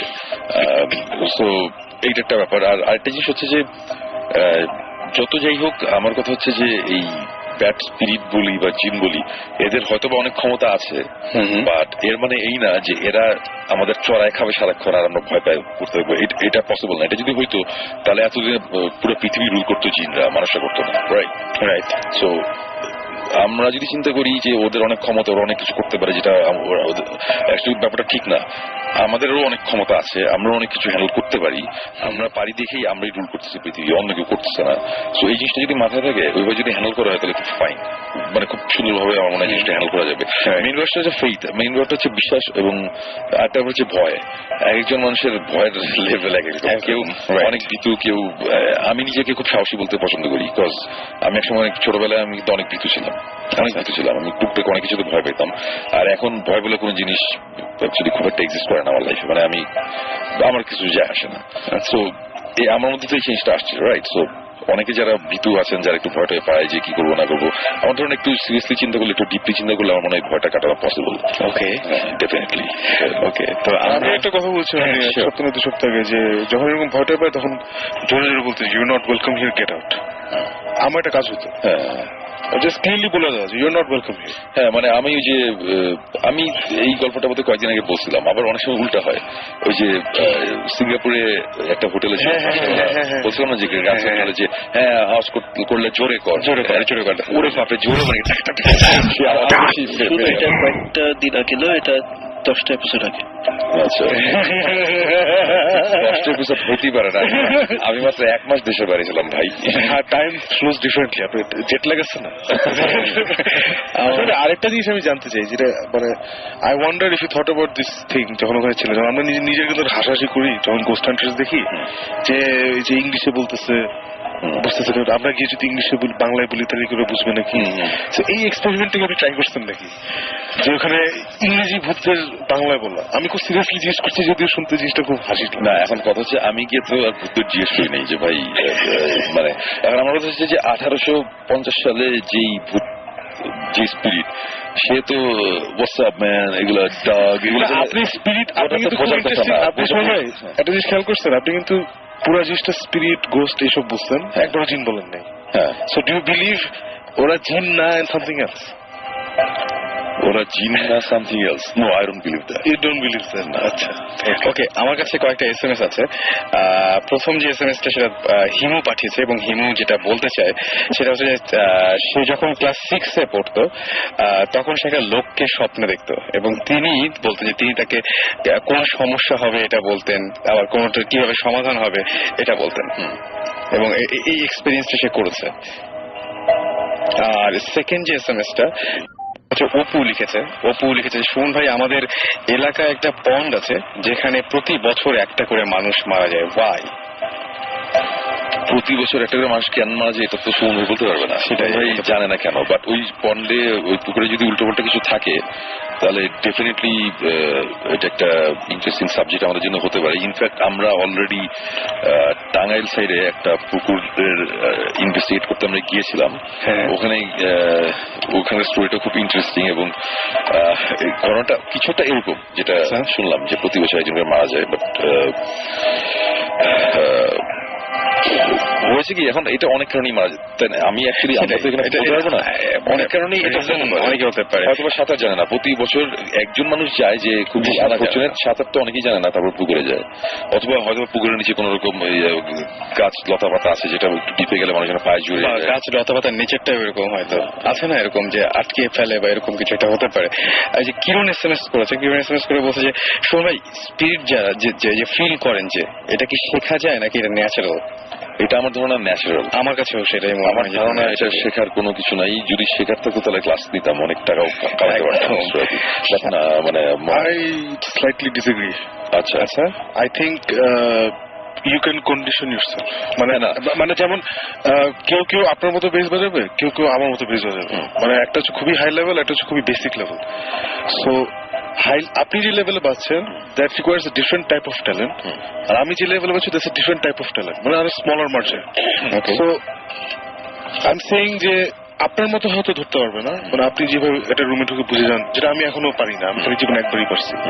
সো হয়তো আপনার লেভেলে পারবে না, কিন্তু হয়তো আমার লেভেলে পারবে। মানে আর নিজেকে যদি ট্রেন করে, নিজে যদি একটু চিন্তা করে যে আমার যেমন এই ভোটেশন করার পর থেকে আমি ফের অনেক কিছু নোটিস করা শুরু করছি। কারণ আপনি তো ইউজুয়ালি আমাদের কেসগুলো যেটা হয় ইউ ডিল উইথ, যারা কথাবার্তা বলে you deal with them, I don't deal with them. এখানে এসে আসেন আই লিসেন টু, মানে ডাইরেক্টলি কথা বলছি লোকজনের সাথে। So I have started experience লিঙ্কে যেগুলো আমি আগে নোটিস করতাম না, টু বি ভেরি মানে অনেস্ট। সো আই থিঙ্ক এগুলো নিয়ে চিন্তা ভাবনা করলে you can train your mind to notice certain things. Maybe আপনার লেভেলে হবে না, হ্যাঁ বুঝতে পারছি, বাট খুব বেসিক লেভেলে একটা তো হবে। ডিফারেন্স আছে যে not everybody is a musician, ঠিক না? Not everybody is a musician. So যার মধ্যে থাকে এই ট্যালেন্টটা, you can grow it, you can work on it and you can grow it, but ওটা প্রথম একটা স্পার্ক থাকতে হয়। মানে তার জন্য আমি বলছি, মানে I agree with both sides, but হ্যাঁ বুঝতে পারছি সেটা। তবে আমার কাছে মনে হয় যে আমি আজকেও যেটা বলছিলাম যে আমি যখন মনে করছিলাম যে আচ্ছা কিছু একটা ঘটুক, আমি আজকে ভূত FM এ শেয়ার করবো এরকম কোনো কিছু আমার কাছে ছিল না। যে মুহূর্তে আমি মনে করেছিলাম সেই মুহূর্তে দেখা গেল যে কিছু একটা দেখা গেল, বা আজকে হয়তো এই জন্যই সবাই এইখানে আমরা যেটা আছি বসে তাদের মধ্যে একটা কিছু একটা হয় বা কিছু একটা ফিল করি বলেই তো এইখানে এরকম একটা ব্যাপার যে এই বিষয়গুলো নিয়ে কথা বলছি। তো আমার কাছে কেন মনে হয় আমি যাব যে ব্যাপারটা আসলে ন্যাচারাল। আমার কাছে মনে হয় যে বোঝা না বোঝার ব্যাপারটা অনেকটা ন্যাচারাল এবং এটা শেখা বা এভাবে বোধহয় হয় না, আমার কাছে মনে হয় তাই। হ্যাঁ মানে যেটাই হোক, মানে আমার কথা হচ্ছে যে এখন আমি যদি চিন্তা করি যে আমি গিটার শিখতে চাই, শিখলাম, জীবনে যেটা বলতেছিল যে একসময় আমি গিটার শিখাতাম, বেস গিটার শিখাতাম, অনেক আগে অনেক স্টুডেন্ট ছিল। আচ্ছা, প্রত্যেক মাসে 30-40 স্টুডেন্ট শিখাতাম। সো 30-40 ভালো বেস গিটার কিন্তু বের হয় নাই। হ্যাঁ, বেস গিটার কিন্তু দেখা যায় 2-3টাই। সো বাকিরা হয়তো শিখতে চায় কিন্তু ওদের মধ্যে হয়তো জিনিসটা নাই, মানে শেখার। সো ওরকম হয়তো বা যারা শিখতে চায় ওদের মানে শিখতে চায় মানে জানতে চায় এটা কিভাবে কন্ট্রোল করার, এটার কোনো প্রপার কোনো গাইডলাইন, কোনো গাইড বুক এরকম কিছু নাই। আচ্ছা, হ্যাঁ, এটা আস্তে আস্তে অটোমেটিক ভাবে হয়েছে। মানে আমি নিজে আমার লাইফে আমি এরকম একটা সময় হয়েছে যে আমি একসময় খুব অসুস্থ ছিলাম, মানে আমার অনেক জ্বর, 104-5 ডিগ্রির মতন জ্বর উঠে যাচ্ছে। ওই সময় আমার কিছু হ্যালুসিনেশন হয়েছিল এবং হওয়ার পরে আমি কিছু জিনিসপত্র দেখেছি এবং দেখার পরে যখন আমি জ্বরটা যখন মানে কমে গেছে তখন আমার মনে হয়েছে যে না, আমি হয়তো বা কিছু একটা টাচ করতে পারতেছি অথবা কিছু একটা ফিল করতে পারতেছি অনেক বেশি। তো আমি একটু বিলিভও করার চেষ্টা করেছি যে না, আমার হয়তো বা এখন থেকে হয়তো আমি আরো বেশি কিছু পারবো। মানে আমার একটা পুরোপুরি ভাবে একটা কনভারসেশন হয়েছিল একজনের সাথে। আচ্ছা, আমার জ্বর ছিল অনেক বেশি এবং ওর মধ্যে কেউ একজন আমাকে বলতেছে যে তোমার তো ইয়ে হয়েছে, যাবার সময় হয়েছে, তোর বেশি সময় নাই, আমাকে একটা টাইমও বলে দিচ্ছে এই সময় নাকি মারা যাবো। আচ্ছা, হ্যাঁ, এবং আমি বলতেছি যে তুমি কে, মানে আমার সাথে কথা বলতেছে কেন? তখন সে এরকম ভাবে কথা বলতেছে যে অ্যাজ ইফ সে আমার খুব ক্লোজ একজন আত্মীয় টাইপের কেউ যে আমার যে একসময় মারা গেছে। আচ্ছা, তা আমি তখন বলতেছি যে তুমিও হইতে পারো না, সে আমাকে তুই করে বলে না, সে কখন আমাকে তুই করে বলেনি, সে আমাকে তুমি করে বলছে। আচ্ছা, কিন্তু তারপরে সে আমার বলতেছে, আমি তখন লজিক খাটানোর চেষ্টা করতেছি। একটা সময় আমাকে বলতেছে যে আর একটু আর কয়েক মিনিট মানে, এবং সবচেয়ে ইন্টারেস্টিং ব্যাপার ছিল কি যে সে আমার জ্বর তখন 102, 102.5, ঠিক যেই টাইমটার কথা সে বলছে, সে 3-4 ঘন্টা পরের কথা বলছিল, ঠিক ওই টাইমের 10-15 মিনিট আগের থেকে আমার জ্বর বেড়ে যায়। এবং ওই স্পেসিফিক ওই টাইমে আমার জ্বর তখন প্রায় 105-এর মতো কাছাকাছি চলে গেছে। আমি তখন বাথরুমে আমার গায়ের মধ্যে মানে বরফ পানি সব ঢালা ঢেলে গেছে। 2 ডিগ্রি বাড়লি তো শেষ। হ্যাঁ, মানে কিছু ডিগ্রি। এবং আমি তখন বারবার বলতেছিলাম যে তখন 11টা 4, মানে 11টা 4 বাজছে কিনা, 11টা 4 কি হয়ে গেছে, 11টা 4 কি হয়ে গেছে। আমি তখনও টেম্পারেচার বাড়ানো যাবে না। সেটাই। সো আমার মনে হয় যে ওই ঘটনার পর থেকে আমার মনে হচ্ছে যে না, এখন থেকে আমি আরো অনেক বেশি কিছু ফিল করতে পারি, বুঝতে পারি। তো জিনিসটা আমার কেউ শিখাই দেয়নি, আমি হয়তো এরকম একটা সিচুয়েশনে পড়ছি, আমার ডিফেন্স মেকানিজম হয়তো কাজ করছে সেভাবে যে ঠিক আছে, তোমারে প্রোটেক্ট তোমারই করতে হবে, এবং করতে গেলে তোমার বুঝতে হবে এইসব জিনিসের সাথে আমার ফাইট করতে গেলে তোমার এই জিনিসটা লাগবে, এইটা হচ্ছে তোমার জিনিস, তোমার ভিতরে ছিল, বাইরে হয়ে গেছে। মানে ব্যাপারটা হয়তো এরকম হতে পারে, আমি জানি না। আমাদের তো এইসব ব্যাপারে অফিসিয়াল জ্ঞান খুবই কম, আমরা তো এক্সপিরিয়েন্স থেকে যা করার করছি। কারো যদি কোশ্চেন থেকে আমি বলবো যে কোশ্চেনের কিছু নাই, বিকজ বেসিকটা কেউ আমাকে শেখায় নাই, গানও কেউ আমাকে শেখায় নাই, এই জিনিস আমাকে কারো শিখতে হবে। তো আমাদের মনে হয় আজকে শেষ করা উচিত না? শেষ করে দিই আমরা আজকে। আর আজকে SMS আমি পড়ার চেষ্টা করেছি, তারপরে আপনাদের SMS গুলো থাকলো আমার কাছে। নেক্সট উইকে নিশ্চয়ই আমরা আজকে অনেক মানে কি বলবো যে গল্পগুলো আমরা শোনার জন্য অপেক্ষায় ছিলাম, সেই গল্পগুলো আজকে বেশি করলাম আমরা, এবং সেই ঘটনাগুলো আমরা বেশি জেনেছি। আর নেক্সট শোতে ডেফিনেটলি আপনাদের মধ্যে থেকে কেউ না কেউ থাকবেই, আমাদের কাছে SMS থাকছেই আপনাদের, এবং ডেফিনেটলি আপনারা আমাদের সাথে শেয়ার করবেন সেই আপনাদের অভিজ্ঞতাগুলো, সেটা SMS এর মাধ্যমে। SMS করার নিয়ম হচ্ছে শাউট লিখে স্পেস দিয়ে আপনার নাম লিখে স্পেস দিয়ে আপনার মেসেজ লিখে পাঠিয়ে দিন 9840 নম্বরে, অথবা সরাসরি আমাদের ইমেল করতে পারেন। আর ইমেল অ্যাড্রেসটি হচ্ছে bhutfm@radiofurti.fm। আমার মনে হয় যে সমস্ত গল্প আপনারা ডিটেইলে জানাতে চান আমাদেরকে, যে কি ঘটেছিল, কি অবস্থা, কোথায়, সবকিছু আপনি যদি ইমেল করেন তাহলে আমাদের আরো বুঝতে সুবিধা হবে, পরে আমরা আপনাকে এখানে নিয়ে আসতে পারবো। আর যারা এখানে SMS করছেন, SMS দেখে আমরা কল করবো আপনাদেরকে।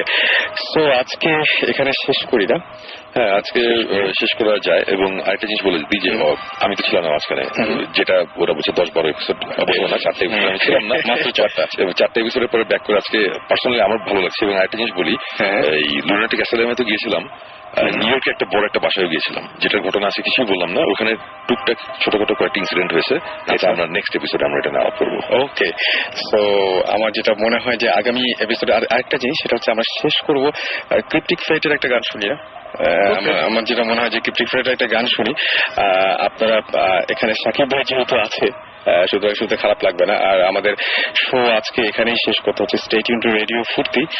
আর আমার যেটা মনে হয় যে আপনারা ইমেলটা বেশি করে করবেন। ইমেলটা করলে যেটা সুবিধা হবে যে আপনার সাথে কমিউনিকেট করতে অনেক সুবিধা হয়ে যায়, কারণ এই 7টা দিন এবং 7টা দিনে ইমেল করার পরে যেটা হবে সেটা হচ্ছে যে আপনাদের মধ্যে কেউ একজন হয়তো আমাদের মাঝে এসে আমাদের সাথে শেয়ার করবে তাদের অভিজ্ঞতাগুলো। এবং আজকে নিশ্চয়ই মনে আছে যিনি আমাদের অতিথি হিসেবে এসেছিলেন, সেই ঢাকাইয়া মানুষটি, যিনি যে ওল্ড টাউন বলে পরিচয় দেন, তিনি কি অনেকগুলো ঝামেলার সম্মুখীন হয়েছিলেন, এবং সেই গল্পটা সেই ঘটনাটা আমরা পুরোপুরি আপনাদের শুনিয়েছি।